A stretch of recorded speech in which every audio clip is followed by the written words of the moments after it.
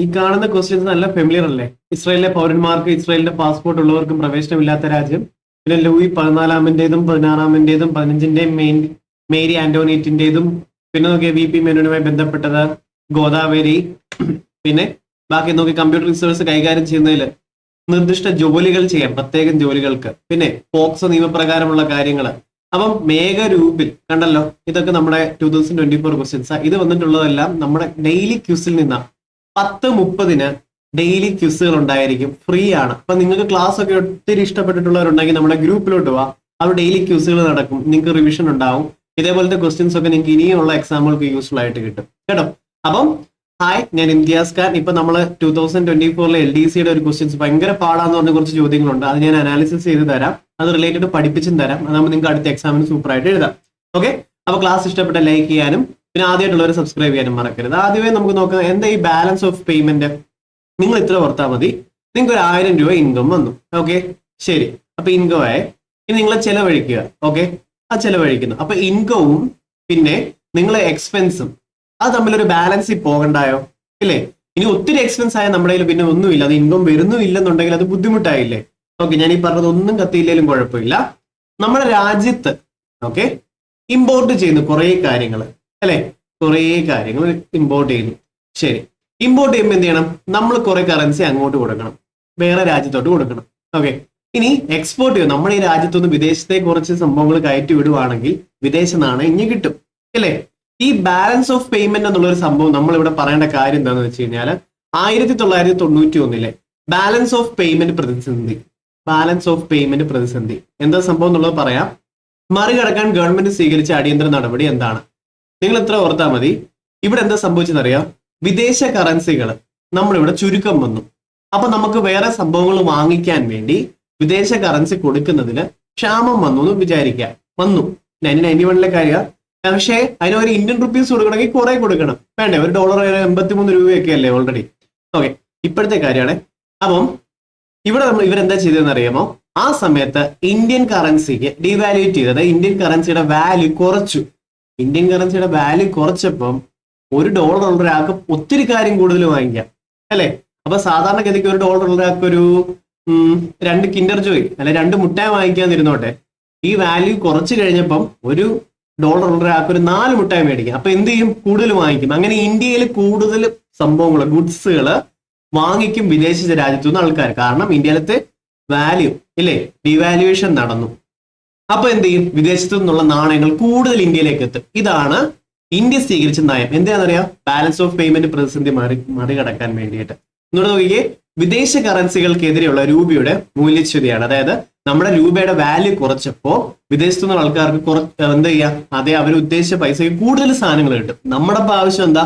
ഇന്ത്യയിലേക്ക് വിദേശത്തു നിന്നുള്ള കുറെ നാണയങ്ങൾ വരുന്നു, കച്ചവടം കൂടുന്നു അല്ലെ? അതിൻ്റെതായ നെഗറ്റീവ്സ് ഉണ്ട്, ശരിയാണ്. കാരണം എന്താ വെച്ച് കഴിഞ്ഞാൽ വാല്യൂ കുറഞ്ഞു കഴിഞ്ഞാൽ നമ്മൾ ഒത്തിരി രൂപ കൊടുത്താലേ വെളിയിൽ നിന്നൊരു സംഭവം എടുക്കാൻ പറ്റത്തുള്ളൂ, ശരിയാ. പക്ഷേ ഈ വിദേശ നാണയ പ്രതിസന്ധി മറികടക്കാൻ വേണ്ടി നമ്മുടെ ഇന്ത്യൻ റുപ്പീസിന്റെ വാല്യൂ കുറച്ചു. ഇതാണ് ചോദിച്ചിട്ടുള്ളത്. പക്ഷെ ഇതൊരിക്കലും 10th ലെവലിൽ ചോദിക്കേണ്ട ഒരു ചോദ്യമായിട്ട് ഞാൻ പറയത്തില്ല, അങ്ങനെ വരേണ്ട ആവശ്യവുമില്ല. ഓക്കെ, അപ്പൊ ഇത് കിട്ടിയല്ലോ, റെഡി. ഇനി ഹരിത വിപ്ലവത്തിന്റെ നേട്ടങ്ങളെ പറ്റിയുള്ള പ്രസ്താവനയിൽ ശരിയല്ലാത്തത് ഏതാണെന്ന് ചോദിച്ചത്. ഹരിത വിപ്ലവവുമായി ബന്ധപ്പെട്ട് റിലേറ്റഡും പറഞ്ഞുതരാം. ഉൽപാദനത്തിലും ഉൽപാദനക്ഷമതയിലും ഉള്ള വർധനവുണ്ട്, വരുമാന വർധനവുണ്ടായി, തൊഴിലവസരങ്ങളൊക്കെ വർദ്ധിച്ചു, ഗ്രാമീണ അസമത്വമാണ് ഈ കൂട്ടത്തിൽ ഇതുമായി ബന്ധമില്ലാത്തത്. പക്ഷെ ഇതേപോലെ PSC ചോദിച്ചിട്ടുള്ള ഒരു ചോദ്യമുണ്ട്. എന്താ പറയാ? വൻകിട കർഷകരും ചെറുകിട കർഷകരും തമ്മിൽ നല്ല ഡിഫറൻസ് ഉണ്ടായിരുന്നു എന്നുള്ളത്. ഓക്കെ, അവിടെ അസമത്വം ക്രിയേറ്റ് ചെയ്തിട്ടുണ്ടായിരുന്നു എന്നുള്ളത് ശരിയായിട്ടുള്ള സ്റ്റേറ്റ്മെന്റ് ആണ്. കാരണം ഹരിത വിപ്ലവം നടക്കുമ്പോൾ മോർ പ്രൊഡക്ഷൻ നടക്കുന്നു. അപ്പൊ ഒത്തിരി വലിയ ലാൻഡ് ഉള്ളവർക്ക് കൂടുതൽ വരുമാനം, ചെറിയ ലാൻഡ് ഉള്ളവർക്കും അതിനനുസരിച്ചുള്ള വരുമാനം. എന്തായാലും വരുമാനം ഇൻക്രീസ് ചെയ്തു, പക്ഷേ ഇൻഇക്വാളിറ്റി ആണ് അവിടെ ഇൻകത്തിൽ വന്നിട്ടുള്ളത്. അപ്പൊ അത് മറക്കരുത്. പിന്നെ അതേപോലെ ഈ ഹരിത വിപ്ലവത്തിന്റെ ഫസ്റ്റ് ഫേസ് എന്ന് പറയുന്നത് 1960 മുതൽ 70 വരെ ഫസ്റ്റ് ഫേസ് PYQ ആണ്. സെക്കൻഡ് ഫേസ് എന്ന് പറയുമ്പോൾ 1970 മുതൽ 80 വരെയാണ് സെക്കൻഡ് ഫേസ്. ഇതിനെ വീറ്റ് റെവല്യൂഷൻ അല്ലെ വീറ്റ് വിപ്ലവം എന്ന് തന്നെ അറിയപ്പെടും. ഇനി ഫസ്റ്റ് ഈ ഫേസിൽ ഏതൊക്കെ സംസ്ഥാനങ്ങളിലായിരുന്നു കൂടുതൽ പ്രൊഡക്ഷൻ നടന്നതെന്ന് ചോദിച്ചാൽ തമിഴ്നാട്, ആന്ധ്രാപ്രദേശ്, പഞ്ചാബ്. ഇത് ഇത്രയും PSC റിപ്പീറ്റഡ് ആയിട്ട് ചോദിച്ചിട്ടുള്ളതാണ്. പിന്നെ ഏഷ്യയിലെ ഹരിത വിപ്ലവത്തിന്റെ എന്താ പറയാ ഹോം എന്നറിയപ്പെടുന്ന ഏതാ? ഫിലിപ്പൈൻസ് ആണ്. അതും ഓർത്ത് വെച്ചോണം. ഇവിടെ നിന്ന് ഇത്രയും ചോദ്യങ്ങൾ വന്നിട്ടുള്ളത്. ഓക്കെ, പിന്നെ അടുത്തത് സാമ്പത്തിക പരിഷ്കരണാനന്തര കാലഘട്ടത്തില് പുറം കരാർ നൽകൽ എന്ന് പറഞ്ഞാൽ ഔട്ട്സോഴ്സിങ്. നമ്മൾ വിദേശ രാജ്യങ്ങൾക്ക് വേണ്ടി ടെലികോൾ സപ്പോർട്ട് ഒക്കെ ആയിട്ട് ഇല്ലേ, BPO ജോലികൾ ചെയ്തിട്ടില്ലേ, അല്ലെങ്കിൽ അതിനെപ്പറ്റി നല്ലൊരു അറിവുണ്ടല്ലോ അല്ലെ. അപ്പം ഇതിന്റെ മുൻപത്തിയിലെത്താൻ സഹായിച്ച വസ്തുതകൾ എന്തൊക്കെയാണ്? ഈ ഔട്ട്സോഴ്സിംഗ് ബന്ധപ്പെട്ട് ഞാൻ 2024 ക്വസ്റ്റ്യൻസ് തന്നെ പറഞ്ഞിട്ടുണ്ട്. അതൊക്കെ തന്നെയാണിത്. ഔട്ട്സോഴ്സിംഗ് ഞാൻ അന്നേ പറഞ്ഞ ആ ക്വസ്റ്റ്യൻ പറഞ്ഞപ്പോൾ ഇത് റിലേറ്റഡ് ആണ്. സർവീസ് സെക്ടർ ആണ് ഔട്ട്സോഴ്സിംഗ്. ഔട്ട്സോഴ്സിംഗ് എന്ന് പറയുമ്പോൾ ഞാൻ പറയട്ടെ, ഇപ്പൊ ഒരു HP യുടെ ടെക് സപ്പോർട്ട് ആയിട്ട് ഞാൻ ഇവിടെ ഇൻഫോസിസിൽ പോയി വർക്ക് ചെയ്യുവാണ്. വിദേശത്തെ രാജ്യത്തിലെ ആൾക്കാർക്ക് വേണ്ടി ടെക് സപ്പോർട്ട് ആയിട്ട് വർക്ക് ചെയ്യുക, ഇംഗ്ലീഷിൽ സംസാരിക്കുക. അപ്പൊ വെളിയിലത്തെ രാജ്യത്തെ ജോലിയാണ് ഞാൻ ഇവിടെ നിന്ന് ചെയ്യുന്നത്. ഇതിനെ ഔട്ട്സോഴ്സിംഗ് എന്ന് പറയും. പക്ഷെ എന്തുകൊണ്ട് അവർ ഇന്ത്യ വന്നിട്ട് ആൾക്കാരെ ഹയർ ചെയ്തത്? അത് നോക്കിക്കോ, എന്തൊക്കെയാ? കുറഞ്ഞ വേതന നിരക്കാണ് അല്ലേ. അവിടെ ഒരാൾക്ക് ഒരു $1000 കൊടുക്കണമെന്നുണ്ട്, നമുക്ക് ഇവിടെ 500 തന്നാൽ മതി. പക്ഷെ നമ്മളെ സംബന്ധിച്ചുള്ള അത് ഓക്കെയാണ്, ഭയങ്കര കൂടുതലുമാണ്. അതാണ് വ്യത്യാസം അല്ലെ. പിന്നെ എന്താ പറയാ, മനുഷ്യ വിഭവങ്ങളും. ഇത് 2 പോയിന്റ്സ് ഓർത്ത് വെച്ചോണേ. ഓക്കെ, ഇത് കോമൺ സെൻസ് വെച്ച് നമുക്ക് എഴുതാവുന്നുള്ളായിരുന്നു. ദാരിദ്ര്യം ഒരു സംഭവമല്ല, തൊഴിലില്ലായ്മയല്ല. അപ്പൊ ഇതിലെ 1ഉം 2ഉം ആണ്. ഓക്കെ, ഇനി അടുത്ത് പറയണം. നോക്കിയേ, ഇന്ത്യൻ കാർഷിക രംഗത്തെ കുറിച്ചുള്ള പ്രസ്താവനയിൽ ശരിയല്ലാത്തത്. ഓക്കെ, ശരിയല്ലാത്തത് സാമ്പത്തിക വികസനത്തിന്റെ അടിത്തറ. അതുകൊണ്ടാണ് നമ്മൾ പ്രൈമറി സെക്ടറിന്റെ അകത്ത് കൃഷിയും ജലസേചനവും ഒക്കെ ഉൾപ്പെടുത്തിയിട്ടുള്ളത്. ശരിയാണ്. ദേശീയ വരുമാനത്തിന്റെ പ്രധാന പങ്ക് തെറ്റ്. കാരണം നമ്മുടെ ക്ലാസ്സിൽ തന്നെ ഞാൻ പഠിപ്പിച്ചിട്ടുള്ളത്, അതുപോലെ ഈ മാരത്തോൺ സീരീസ്, നമ്മുടെ ക്വസ്റ്റ്യൻ പേപ്പർ സീരീസിനകത്ത് പറഞ്ഞിട്ടുള്ളതാ, ഏറ്റവും കൂടുതൽ GDP-യിലേക്ക് കോൺട്രിബ്യൂട്ട് ചെയ്യുന്നത് ഫസ്റ്റ് നിൽക്കുന്നത് സർവീസ് സെക്ടർ ആണ്, അതായത് ടെർഷറി സെക്ടർ. രണ്ടാമത് ഏറ്റവും കൂടുതൽ GDP-യിലേക്ക് കോൺട്രിബ്യൂട്ട് ചെയ്യുന്നത് സെക്കൻഡറി സെക്ടർ ആണ്, ഇൻഡസ്ട്രിയൽ സെക്ടർ അല്ലെ. ഓക്കെ, എന്നാൽ ഏറ്റവും അവസാനമായിട്ട് അല്ലെങ്കിൽ ഏറ്റവും കുറവ് GDP-യിലേക്ക് കോൺട്രിബ്യൂട്ട് ചെയ്യുന്നതാണ് പ്രൈമറി സെക്ടർ എന്നുള്ളത് ഓർത്ത് വെച്ചോണം. ദേശീയ വരുമാനത്തിലെ ഏറ്റവും കുറവ് പങ്ക് വഹിക്കുന്നത് അല്ലെങ്കിൽ കോൺട്രിബ്യൂട്ട് ചെയ്യുന്നത് ഈ പ്രൈമറി സെക്ടറിലെ കാർഷിക രംഗമാണെന്ന് ഓർത്ത് വെച്ചോണം. ഇതിന്റെ പെർസെന്റേജ് ഉൾപ്പെടെ നമ്മൾ പറഞ്ഞത് അല്ലെ, 53, 26, 23 അങ്ങനെ ഒരു സംഭവം. ഇപ്പൊ GDP കോൺട്രിബ്യൂഷൻ പറഞ്ഞിട്ടുള്ളത് കൊണ്ട് ഇതൊക്കെ ചെയ്യാവുന്നതേ ഉള്ളായിരുന്നു അല്ലെ. ഓക്കെ, ഇനി വ്യവസായവൽക്കരണത്തിന്റെ അടിത്തറ. ഓക്കെ, പിന്നെ അടുത്തത് പ്രച്ഛന്ന തൊഴിലില്ലായ്മയുടെ മൂല കാരണം. അപ്പൊ ഈ കൂട്ടത്തിൽ ശരിയല്ലാത്തത് ഏതാ? ദേശീയ വരുമാനത്തിന്റെ പ്രധാന പങ്കാണ്. അപ്പം ബാക്കിയുള്ളത് നിങ്ങൾക്ക് നല്ല സിമിലർ ആയിട്ട് ചാൻസ് ഉള്ളതാണെന്ന് തോന്നിയാലും മോസ്റ്റ് ആക്യുറേറ്റ് ഇത് വരും. കാരണം എവിഡന്റ് ആണ് GDP-യിലേക്കുള്ള കോൺട്രിബ്യൂഷൻ. ഓക്കെ അല്ലേ അത്? ഓക്കെ, പിന്നെ ഇതൊരു 10 ലെവലിലെ ക്വസ്റ്റ്യൻ ആണെന്ന് ഞാൻ പറയത്തില്ല കേട്ടോ, അതാര് പറഞ്ഞാലും ഞാൻ പറയത്തില്ല. അപ്പം ഇന്ത്യ ഗവൺമെന്റ് വിഭാവനം ചെയ്തിട്ടുള്ള സ്വയം, ഓക്കെ, സ്വയം പദ്ധതിയുടെ സവിശേഷത ഏതാണ്? നോക്കിക്കേ, എന്തായിരുന്നു? പൗരന്മാർക്ക് ഗുണമേന്മയുള്ളതും സൗജന്യമായിട്ടുള്ള വിദ്യാഭ്യാസമാണ്. ഓക്കെ, സ്വയം എന്നുള്ളത് അത് ഓർത്ത് വെച്ചോണം. ഇനി നീതി ആയോഗ്, നീതി ആയോഗിന്റെ എയിംസ് സംഭവങ്ങൾ നമ്മുടെ ഗ്രൂപ്പുകളിൽ തന്നെ ഫോർവേഡ് ചെയ്തിട്ടുള്ളതാ, ക്ലാസ്സുകളും റിപ്പീറ്റ് ചെയ്ത് പറഞ്ഞിട്ടുള്ളതാ. അവിടെ നിന്ന് കുറെ പോയിന്റ്സ് ഇവിടെ ഉണ്ട്, നോക്കിക്കേ. അപ്പൊ നീതി ആയോഗിന്റെ ചുമതലകളിൽ ഉൾപ്പെടാത്തത്, ഓക്കെ, നമുക്ക് ഉൾപ്പെടാത്തതാണ് വേണ്ടത്. ചെയർപേഴ്സൺ സ്ഥാനം അലങ്കരിക്കുന്നത് പ്രധാനമന്ത്രിയാണ്. ഇഷ്ടംപോലെ നമ്മൾ പറഞ്ഞിട്ടുണ്ട്. കേരള സംസ്ഥാന സർക്കാരുകൾക്ക് സാങ്കേതിക സഹായം നൽകുന്നു. ശരിയായിട്ടുള്ള സ്റ്റേറ്റ്മെന്റാ, സാമ്പത്തിക സഹായമല്ല, പ്രിസൈസ്ലി പ്ലാനിങ്ങുകളാണ് അല്ലെ, പ്ലാനിങ് ആണ്. അപ്പൊ സാങ്കേതിക സഹായം നൽകുന്നു. ഇനി വിദഗ്ധോപദേശ സമിതി ആയി പ്രവർത്തിക്കുന്നു അല്ലെ, അഡ്വൈസറി കൗൺസിൽ ആയിട്ടാണ് പ്രവർത്തിക്കുന്നത്. ഇനി കേന്ദ്ര സംസ്ഥാന സർക്കാരുകൾക്ക് സാമ്പത്തിക സഹായം അനുവദിക്കുന്നു എന്നുള്ളതാണ് ഈ കൂട്ടത്തിലെ ഓട് വണ്ണായിട്ടുള്ളത്. സാങ്കേതിക സഹായം ആപ്റ്റാണ്. ഇവിടെ കേരള സംസ്ഥാന സർക്കാരുകൾ തമ്മിലെ സഹകരണ ഫെഡറലിസം വർദ്ധിപ്പിക്കുന്നു എന്ന് പറയുന്ന സ്റ്റേറ്റ്മെന്റ് ആണ് ഇവരിവിടെ ഉദ്ദേശിച്ച് തിരുത്തിയിട്ടുള്ളത്. അത് നമ്മുടെ ഗ്രൂപ്പിൽ നിന്നിട്ടുള്ളതാ, അതുപോലെ നീതി ആയോഗിന്റെ സൈറ്റിലുള്ളത്. അത് PSC ഒത്തിരി തവണ ചോദിച്ചിട്ടുണ്ട്. അവിടെ തിരുത്തിയിട്ടുള്ളതാണ് ഈ സാമ്പത്തിക സഹായം. ഓക്കെ, ഇനി അടുത്തത് മുദ്ര പദ്ധതി ലക്ഷ്യമിടുന്നത് എന്താണ്? ഇഷ്ടംപോലെ നമ്മുടെ ക്ലാസ്സിൽ തന്നെ പറഞ്ഞിട്ടുള്ളതാണ്. ആണ് എന്താ മുദ്ര? ചെറുമുദ്രയൊക്കെ നമ്മൾ പറഞ്ഞത് ചെറുകിട സംരംഭകരെ സമ്പദ് വ്യവസ്ഥയുടെ മുഖ്യധാരയിലേക്ക് എത്തിക്കുക എന്നുള്ളതാണ്. ചെറുകിട സംരംഭകരുമായി ബന്ധപ്പെട്ടുള്ളതാണ് മുദ്ര അല്ലെ. ഇനി നമുക്ക് IT-യിലത്തെ നിങ്ങൾക്ക് വേണ്ട കുറച്ച് ക്വസ്റ്റ്യൻസ് പറഞ്ഞിട്ടില്ലേ, അതുകൂടെ ആദ്യം പറയട്ടെ, എന്നിട്ട് ബാക്കി ഫുൾ ക്വസ്റ്റ്യൻസിലോട്ട് പോവാം. അപ്പൊ അതുകൊണ്ട് ഗ്രൂപ്പിൽ ജോയിൻ ചെയ്യാൻ മറക്കരുത്. നിങ്ങൾക്ക് ഫ്രീ ആയിട്ട് ഇഷ്ടംപോലെ GK ഡെയിലി ചെയ്യാൻ, ലൈവ് ക്വിസ് ആകുമ്പോഴത്തേക്ക് നിങ്ങൾക്ക് മടുപ്പ് വരത്തില്ല കേട്ടോ. അതുകൊണ്ട് അതൊരു അഡ്വാൻറ്റേജ് ആണ്.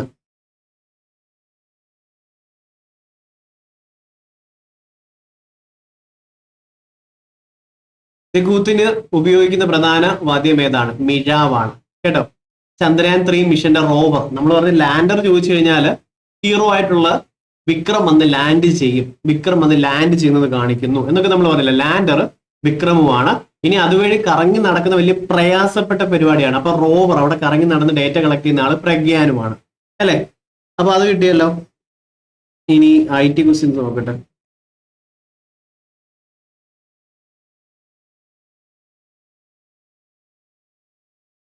ഒത്തിരി തവണ PS റിപ്പീറ്റ് ചെയ്ത് ചോദിച്ചിട്ടുള്ള ചോദ്യങ്ങളായി ഇവിടെ ട്വിസ്റ്റ് ചെയ്ത് ചോദിച്ചിട്ടുള്ളത് IT-യിലെ. അപ്പം ഇത് നോക്കിയേ, പേഴ്സണൽ വിവരങ്ങൾ അല്ലെ ചൂണ്ടയിട്ട് പിടിക്കുന്നതിന് ഫിഷിംഗ് എന്ന് പറയുന്നു. അപ്പം വ്യക്തിഗത വിവരങ്ങളായിട്ടുള്ള എന്താ പറയുക, credit card details, personal details ഒക്കെ തട്ടിയെടുക്കുന്നതിന് ഫിഷിംഗ് എന്നാണ് പറയുന്നത്. നമ്മൾ പറഞ്ഞിട്ടുണ്ട്. പിന്നെ ഇപ്പൊ നിങ്ങളൊരു ക്ലയന്റ് ആണ്, അപ്പം ഇന്റർനെറ്റിലേക്ക് എന്തെങ്കിലും ഒരു സൈറ്റ് ക്ലിക്ക് ചെയ്തു കയറി പോകണമെങ്കിൽ തന്നെ വർക്ക് ചെയ്യുന്ന പ്രോട്ടോകോൾ ആണ് TCP/IP, transmission control protocol, internet protocol. Okay, അപ്പം അത് പോകുന്ന പാക്കറ്റ്സ് ആയിട്ടാണ് പോകുന്നത്, ഡേറ്റ പോകുന്ന പാക്കറ്റ്സ് ആയിട്ടാണ്. ആ പാക്കറ്റ് ഏത് റൂട്ടിൽ പോകണം തീരുമാനിക്കുന്ന റൗട്ടറാണ് നമ്മുടെ കേട്ടോ. ഈ പാക്കറ്റ് ഏത് റൂട്ടിലാണ് പോകേണ്ടതെന്ന് തീരുമാനിക്കുക. അഡ്രസ്സ് നോക്കും, ഹെഡർ ഉണ്ട് അവിടെ, അപ്പൊ അഡ്രസ്സ് നോക്കും എങ്ങോട്ടാണ് പോകേണ്ടത്, ആ റൂട്ടിലേക്ക് വിടുന്ന ജോലി റൂട്ടറിൻ്റെതാണെന്ന് ഓർത്ത് വെച്ചോണം. ഇനി നമുക്ക് ക്വസ്റ്റ്യൻ നോക്കാം. നോക്കിയേ, സെൻസിറ്റീവ് ആയിട്ടുള്ള നോക്കിയേ ബാങ്ക്, പിന്നെ ഓൺലൈൻ പേയ്മെന്റ് വിവരങ്ങൾ, പേഴ്സണൽ ഡീറ്റെയിൽസ് ഒക്കെ ഇല്ലേ. ശരി, നോക്കിയേ, ആകർഷകമൊക്കെ ആയിട്ടുള്ള രീതിയിൽ നിങ്ങളുടെ മെയിൽ അയക്കുന്നു, എന്നിട്ട് തട്ടിയെടുക്കാൻ ശ്രമിക്കുന്നു. ഇതിനെ എന്തു പറയാം? ഇത് ഇതുപോലെ നമ്മുടെ IT മാരത്തോണിൽ ചെയ്തിട്ടുള്ളതാ ആണോ? അല്ലാത്തൊരു കമന്റ് ചെയ്യണം കേട്ടോ. ഇതെല്ലാം IT മാരത്തോണിൽ പറഞ്ഞിട്ടുള്ളതാ. നമ്മുടെ പേഴ്സണൽ വ്യക്തിഗത വിവരങ്ങളൊക്കെ അടിച്ചെടുക്കാൻ നോക്കുന്നതിന് ഫിഷിംഗ് എന്ന് പറയുന്നു അല്ലെ. ഇനി നമ്മൾ സബ്സ്ക്രൈബ് ചെയ്യാതെ നമുക്ക് മെയിൽ അയച്ചുകൊണ്ടിരിക്കുക, അതിനെയാണ് സ്പാം എന്ന് പറയുന്നത്. അതുകൊണ്ട് ഇമ്പോർട്ടന്റ് മെയിൽ വന്നാൽ പോലും നമ്മുടെ ആ കമ്പനിക്കാർ പറഞ്ഞാൽ നിങ്ങൾ സ്പാമിലുണ്ടോ എന്ന് ചെക്ക് ചെയ്യുമെന്ന് പറയും. കാരണം നമ്മൾ ആവശ്യപ്പെടാൻ നമുക്ക് ഒത്തിരി മെയിലുകൾ വരുന്നു, അതേപോലെ എല്ലാവർക്കും ചെല്ലുന്നത്. ഇതിനെയാണ് സ്പാം എന്ന് പറയുന്നത്. ഇനി ഹാക്കിംഗ് എന്ന് പറഞ്ഞു കഴിഞ്ഞാൽ ഒരു സിസ്റ്റത്തിന്റെ സെക്യൂരിറ്റിയെ മറികടന്ന സിസ്റ്റത്തിലേക്ക് ഡേറ്റ ആക്സസ് ചെയ്യുന്നതാണ് ഹാക്കിംഗ്. ഹാക്കിംഗ് നല്ല ഉദ്ദേശത്തിനാവാം, പന്നുദ്ദേശത്തിനുമാകാം. ഇനി പന്നുദ്ദേശത്തിന് ഹാക്ക് ചെയ്യുന്നതിന് പ്രിസൈസ്ലി ക്രാക്കിംഗ് എന്ന് പറയാൻ പറ്റും. ഓക്കെ, വൈറസ് എന്ന് പറയുന്നത് എന്താണ്? ഒരു ഡേഞ്ചറസ് പ്രോഗ്രാം ആണ് അല്ലെ. ബാക്കി സോഫ്റ്റ്വെയറുകളെ നശിപ്പിക്കുന്ന, ബാധിക്കുന്ന ഒരു സോഫ്റ്റ്വെയർ ആണ്, ഡേഞ്ചറസ് സോഫ്റ്റ്വെയർ ആണ് വൈറസ് എന്ന് പറയുന്നത്. ഓക്കെ, അപ്പം ഈ സംഭവം നമ്മൾ പറഞ്ഞിട്ടുള്ളതാണോ? ഓക്കെ, അടുത്തത്. അപ്പൊ IT മാരത്തോൺ കാണാത്തവർ ഇപ്പൊ കണ്ടു തീർക്കേ. ഇനി പാക്കറ്റിൽ ഉൾപ്പെടുത്തിയിരിക്കുന്ന, പാക്കറ്റിൽ ഇങ്ങനൊരു വാക്കുകൾ എന്താ പറയാ, നമ്മൾ വായിക്കുമ്പോഴത്തേക്കും കിളി പോയതായിരിക്കും അല്ലെ. ഉൾപ്പെടുത്തിയിരിക്കുന്ന വിവരങ്ങൾ പ്രോസസ് ചെയ്തുകൊണ്ട് ഇനി പറയുന്ന ഉപകരണങ്ങളിൽ ഏതാണ് നെറ്റ്വർക്കുകൾക്കിടയിൽ പാക്കറ്റുകൾ ഫോർവേഡ് ചെയ്യുന്നത്? എന്താ പാക്കറ്റ്സ് എന്നുള്ള ഐഡിയ കിട്ടിയില്ലേ? ഇപ്പൊ ഞാൻ എന്തുണ്ട് youtube.com എന്ന് ക്ലിക്ക് ചെയ്തു, അപ്പോഴേ ഞാൻ അത് ആക്സസ് ചെയ്യാൻ വേണ്ടി റിക്വസ്റ്റ് ഇടുവാണ്. അതുപോലെ എനിക്ക് ഏത് ഡയറക്ഷനിലോട്ടാണ് പോകണ്ടേ? യൂട്യൂബ് എന്ന് പറഞ്ഞാൽ ക്ലിക്ക് ചെയ്ത് ഫേസ്ബുക്കിൽ പോയി ശരിയാവോ? ഇല്ല. അപ്പൊ യൂട്യൂബ് എന്ന് പറഞ്ഞാൽ യൂട്യൂബിലോട്ട് പോകണം. അത് റൂട്ട് ചെയ്ത് വിടുന്ന ജോലി റൗട്ടറിനാണ് അല്ലെ. അത് റൗട്ടർ ആണെന്ന് ഓർത്ത് വെച്ചോണം കേട്ടോ. ഹബ് എന്തായിരുന്നു? 1 or more ഡിവൈസസ് അല്ലെ, ഒത്തിരി ഡിവൈസുകൾ കണക്ട് ചെയ്യാൻ വേണ്ടി ഉപയോഗിക്കുന്നതാണ് ഹബ്ബ് അല്ലെ. ഫയർവാൾ എന്താണ്? ഇതൊരു സെക്യൂരിറ്റി സിസ്റ്റം ആണ് ഫയർവാൾ. നമ്മുടെ ഇന്റർനെറ്റ് കണക്ഷൻ ഒക്കെ ഇപ്പൊ നിങ്ങൾ യൂട്യൂബ് വഴി ഇന്റർനെറ്റ് ആക്സസ് ചെയ്യുന്നത് ഫയർവാൾ അനുവദിച്ചതുകൊണ്ടാണ്. ഫയർവാളിൽ പോയി യൂട്യൂബ് ആക്സസ് ഓഫ് ആക്കി കഴിഞ്ഞാൽ പിന്നെ യൂട്യൂബിന് ഇന്റർനെറ്റ് ആക്സസ് ചെയ്യാൻ പറ്റില്ല. കാരണം ഫയർവാളിലൂടെയാണ്. ഇതൊരു ഡിഫൻസ് മെക്കാനിസം ആണ്, സെക്യൂരിറ്റി ആണ് സിസ്റ്റത്തില് കേട്ടോ. ബ്രിഡ്ജ് എന്ന് പറയുമ്പോൾ എന്തായിരുന്നു? 2 LAN നെറ്റ്വർക്കുകളെ കണക്ട് ചെയ്യാൻ വേണ്ടിയാണ് ബ്രിഡ്ജ് ഉപയോഗിക്കുന്നത് അല്ലെ. ഇനി ഒരു ലാനും ഒരു ഡിഫറെന്റ് നെറ്റ്വർക്ക് ആയിട്ടുള്ള വാനും കൂടെ കണക്ട് ചെയ്യുന്നതിന് വേണ്ടി ഏതായിരുന്നു? ഗേറ്റ് വേ ആണ്. ഇതൊക്കെ IT നമ്മൾ പറഞ്ഞിട്ടുണ്ട്. അതിന്റെ അപ്പുറം ക്വസ്റ്റ്യൻസ് വന്നിട്ടേ ഇല്ല കേട്ടോ. ഡാഷ് ഒരു നിർദ്ദിഷ്ട പ്രശ്നം പരിഹരിക്കുന്നതിനോ അല്ലെങ്കിൽ ഒരു നിർദ്ദിഷ്ട ജോലി ചെയ്യുന്നതിനോ രൂപകൽപ്പന ചെയ്തിട്ടുള്ളത്. ഒരു പ്രത്യേക ജോലി ചെയ്യുന്നതിന് വേണ്ടി, അതായത് എനിക്ക് പാട്ട് പ്ലേ ചെയ്യാൻ പറ്റണം, സിനിമ കാണാൻ പറ്റണം, അതാണ് അതിന്റെ ജോലി. VLC മീഡിയ പ്ലെയർ ഇല്ലേ? പോട്ടെ. ഇനിയിപ്പം ഫിൽറ്ററിന്റെ കാര്യം പറഞ്ഞ ഒത്തിരി പേർക്ക് ഇപ്പൊ കത്തുമല്ലോ, ബ്യൂട്ടി ക്യാം ഇങ്ങനെയൊക്കെ സംഭവങ്ങളില്ലേ, അതിന്റെ ജോലി എന്താ? മിനുക്കി എടുക്കുകയാണ് അല്ലെ. ഇനി അതേപോലെ വേറെ എന്ത് പറയാം? ഒരു ഡോക്യുമെന്റ് നമുക്ക് വായിക്കണം, ഒരു അഡോബ് റീഡർ, അതാണ് അതിന്റെ ജോലി. ഒരു നിർദ്ദിഷ്ട ജോലി എന്ന് പറയുന്നത് അതാണ്. അതേപോലെ നിങ്ങൾ ഓരോ ആപ്ലിക്കേഷൻസ് നെയിം ചെയ്യും, അതിന് ഓരോ ജോലി കാണും. അതിന് പറയുന്ന പേരെന്താണ്? അതിന് പറയുന്നതാണ് ആപ്ലിക്കേഷൻ സോഫ്റ്റ്വെയർ എന്നുള്ളത്. ഒരു പ്രത്യേക ജോലികൾ ചെയ്യാൻ വേണ്ടിയാണ് ആപ്ലിക്കേഷൻ സോഫ്റ്റ്വെയർ. ഇതും IT മാരത്തോണിൽ പറഞ്ഞിട്ടുള്ളതാണ്. 100 തവണ കൂടുതൽ ഞാൻ പറഞ്ഞിട്ടുണ്ട്. ഇത് ചോദിക്കുമെന്നും പറഞ്ഞിട്ടുള്ളതാണ്. ആണോ? അല്ലെങ്കിൽ കമന്റ് ചെയ്യണം കേട്ടോ. ഇനി സിസ്റ്റം സോഫ്റ്റ്വെയറിന്റെ കാറ്റഗറിയിൽ വരുന്നത് ഏതൊക്കെയാണ്? ഞാൻ 100 തവണ പറഞ്ഞിട്ടുണ്ട്. IT മാരത്തോൺ കാണുകയും എനിക്ക് അടുത്ത എക്സാം സെറ്റ് ആയി കിട്ടും കേട്ടോ. ഇനി ഡാം ഒരു എന്താണ്? ഡാം എന്ന് പറയുന്നത് എന്താണ്? ഒരു വൈറസ് ആണ്. ഇത് ന്യൂ ഇൻഫോ ആണ്. ഓക്കെ, അതൊരു മാൽവെയർ ആണ് കേട്ടോ. അതൊരു മാൽവെയർ ആണ്. ഇനി ക്രിപ്റ്റോ കറൻസികൾ നമ്മൾ പറഞ്ഞു.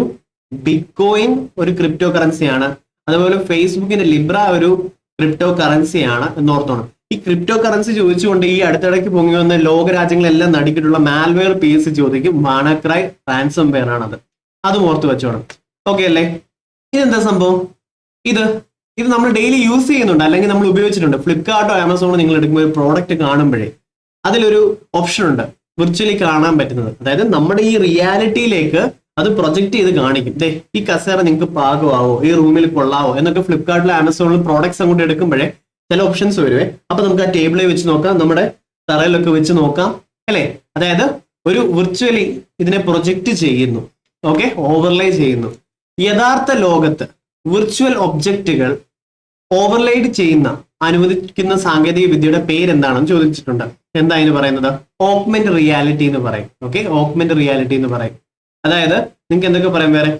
ശരി, നമ്മളെ അയൺമാൻ അല്ലെ സിനിമകളിലൊക്കെ കണ്ടിട്ടില്ല, ഒരു കണ്ണാടി വെച്ചിട്ട് പിന്നെ ഇങ്ങനെ സ്ക്രോൾ ചെയ്യുന്നത്, ഇങ്ങനെ മാറ്റിക്കൊണ്ടിരിക്കുന്നു, അല്ലെങ്കിൽ ഇങ്ങനെ ചെയ്യുന്നു. അപ്പം ശരിക്കൊന്നുമില്ല. എന്താ അത്? വിർച്വലി എന്ത് ചെയ്യുന്നു? പ്രൊജക്ട് ചെയ്യുന്നു, അതിൽ വർക്ക് ചെയ്യുന്നു. അതാണ് ഓഗ്മെന്റ് റിയാലിറ്റി എന്ന് പറയുന്നത്. അപ്പൊ അത് നമ്മൾ ഉപയോഗിക്കാൻ ഏറ്റവും ചാൻസ് ഈ ഷോപ്പിംഗ് സൈറ്റുകളിൽ ഇതായിരിക്കണം. അതുകൊണ്ടാണ് ഞാൻ ഇത് കൊണ്ടുവന്നത്. ഓക്കെ, ശരി. ഇനി അടുത്ത ബാക്കി നിയമങ്ങളൊക്കെ ഇനി എങ്ങനെയാണെങ്കിൽ നമുക്ക് ഒന്നേന്നുള്ള ക്വസ്റ്റ്യൻസ് ചെയ്യുന്ന പെട്ടെന്ന് ഓടിച്ചിട്ട് പറഞ്ഞിട്ട് വരാം. ഓക്കെ, അപ്പം ജോയിൻ ചെയ്യാത്തവരുണ്ടെങ്കിൽ എല്ലാം ഫ്രീയാ, നിലവിലൊന്നും ഇല്ല പെയ്ഡ്. അപ്പൊ നിങ്ങളെ ഗ്രൂപ്പിൽ ജോയിൻ ചെയ്യുക, വീഡിയോസ് എല്ലാം ഫോളോ ചെയ്യുക, അടുത്ത മാരത്തോണും പഠിക്കണം കേട്ടോ. അപ്പൊ നമുക്ക് തുടങ്ങിയാലോ. ആദ്യമേ എക്കണോമിക്സ് LDCയുടെ പിന്നെ IT ഭയങ്കര പാടാന്ന് പറഞ്ഞതുകൊണ്ടാണ് അത് ഇട്ടത്. നിങ്ങൾക്ക് അടുത്ത ടോപ്പിക്സ് വേണ്ട പറഞ്ഞ അടുത്ത മാരത്തോൺ വരുന്നുണ്ട്. ഇനി ഗാസയിൽ നടക്കുന്ന യുദ്ധത്തിൽ ജനരോക്ഷം വർദ്ധിച്ചതിനാൽ ഇസ്രായേൽ പാസ്പോർട്ടുമായുള്ള സന്ദർശകരുടെ പ്രവേശനം നിരോധിച്ചത് എവിടെയാ? മാൽദീവ്സ് ആണ് അല്ലേ. നമ്മുടെ പോളിൽ ഉണ്ടായിരുന്ന ഗ്രൂപ്പിൽ നിങ്ങളും വന്ന് ഡെയിലി ചെയ്യണേ കേട്ടോ, പഠിക്കണം. താഴെ തന്നിരിക്കുന്ന സൂചനകൾ അടിസ്ഥാനപ്പെടുത്തി ശരിയായിട്ടുള്ള വ്യക്തി ആരാൻ തിരിച്ചറിയുക. The transfer of power in India 100 തവണക്കുള്ള റിപ്പീറ്റഡ് നമ്മുടെ ക്ലാസ്സിലും പറഞ്ഞിട്ടുണ്ട്. പിന്നെ ഒറീസയിലെ ഗവർണർ ആയി എന്നുള്ളതും PSC ഓപ്ഷനിൽ നിന്ന് പലതവണ നമ്മൾ പറഞ്ഞിട്ടുള്ളതാണ് അല്ലെ. VP മേനോന് എന്താണ് ഒറീസയിലെ ഗവർണർ ആയിരുന്നു എന്നുള്ളത് ഓർത്ത് വെച്ചോണം. സർദാർ പട്ടേലിനും നെഹ്റുവിനൊപ്പം നാട്ടുരാജ്യങ്ങളുടെ സംയോജനത്തിൽ പ്രവർത്തിച്ചിരുന്ന വ്യക്തിയാണെന്നും സ്റ്റേറ്റ് ഡിപ്പാർട്ട്മെന്റ് സെക്രട്ടറി പ്രവർത്തിച്ചത് ആരാണ്? VP മേനോനാണ്. 100 തവണ കൂടുതൽ ചോദിച്ചിട്ടുള്ളത് നമ്മുടെ ക്ലാസ്സിൽ തന്നെ ഇഷ്ടം പോലെ പറഞ്ഞിട്ടുള്ളത്. ഇനി KM പണിക്കർ ആയിരുന്നെങ്കിൽ എന്തായിരുന്നു? ഭാഷാടിസ്ഥാനത്തില് നാട്ടുരാജ്യങ്ങൾ ഭാഷാടിസ്ഥാനത്തില് എന്ത് ചെയ്യുന്നു? സംസ്ഥാന റീഅറേഞ്ച് ചെയ്യുന്നു. ആ ഒരു കമ്മിറ്റിയുടെ ഹെഡ് ആരായിരുന്നു? ഫസൽ അലി. അതിൽ പ്രവർത്തിച്ചിരുന്ന വ്യക്തി ആരാണ്? KM പണിക്കർ ആണ് അല്ലെ. ഓക്കെ, അപ്പൊ ഇത് ഓർത്ത് നാട്ടുരാജ്യങ്ങളുടെ സംയോജനം ചോദിച്ചു കഴിഞ്ഞാൽ VP മേനോനും, പിന്നെ സംസ്ഥാന പുനഃസംഘടനാ കമ്മീഷനിലെ മെമ്പർ ആയിരുന്ന വ്യക്തിയും ചോദിച്ചു KM പണിക്കർ. അതിന്റെ അധ്യക്ഷൻ ഫസൽ അലി. അത് 100 തവണ കൂടുതൽ ചോദിച്ചിട്ടുള്ളത്. ഇനി നാറ്റോയുടെ ആസ്ഥാനം എഴുതുക. നാറ്റോയുടെ ആസ്ഥാനം എവിടെയാണ്? നാറ്റോയുടേത് ബ്രസൽസ് ആണ്. ഓക്കെ, നാറ്റോയുടേത് ബ്രസൽസ് ആണ്. അപ്പൊ ഇതിന്റെ കുറെ എണ്ണം ഞാൻ കൊണ്ടുവന്നിട്ടുണ്ട്, നമുക്കത് കണ്ടു പഠിക്കാൻ പറ്റും. ഇത് ഇവിടെ വെച്ച് പോസ് ചെയ്ത് പഠിച്ചിട്ട് പോകണം, എല്ലാം പഠിക്കണ്ട. UN-ന്റേത് ന്യൂയോർക്ക് ആണ്. UN-ന്റേത് ന്യൂയോർക്ക് ആണ്. യുനിസിഫ്, യുണൈറ്റഡ് നേഷൻ ചിൽഡ്രൻസ് ഫണ്ട് അല്ലെ, ചിൽഡ്രൻസ് ഫണ്ട്. യുനിസിഫും UN-ഉം ന്യൂയോർക്ക് ആണ്. ഓക്കെ അല്ലെ, അത് ഇമ്പോർട്ടന്റ് ആണ്. ഇനി വേൾഡ് ഹെൽത്ത് ഓർഗനൈസേഷൻ, ഹെൽത്തോട് കൂടി. ഓക്കെ, ക്ലാസ് കോഡ് സ്റ്റുഡൻസിന്റെ അടിച്ചു മാറ്റിയതാണ് കേട്ടോ, ഇത് എന്റെയാന്ന് പറഞ്ഞാൽ ഞാൻ പറയാൻ പോകുന്നത്.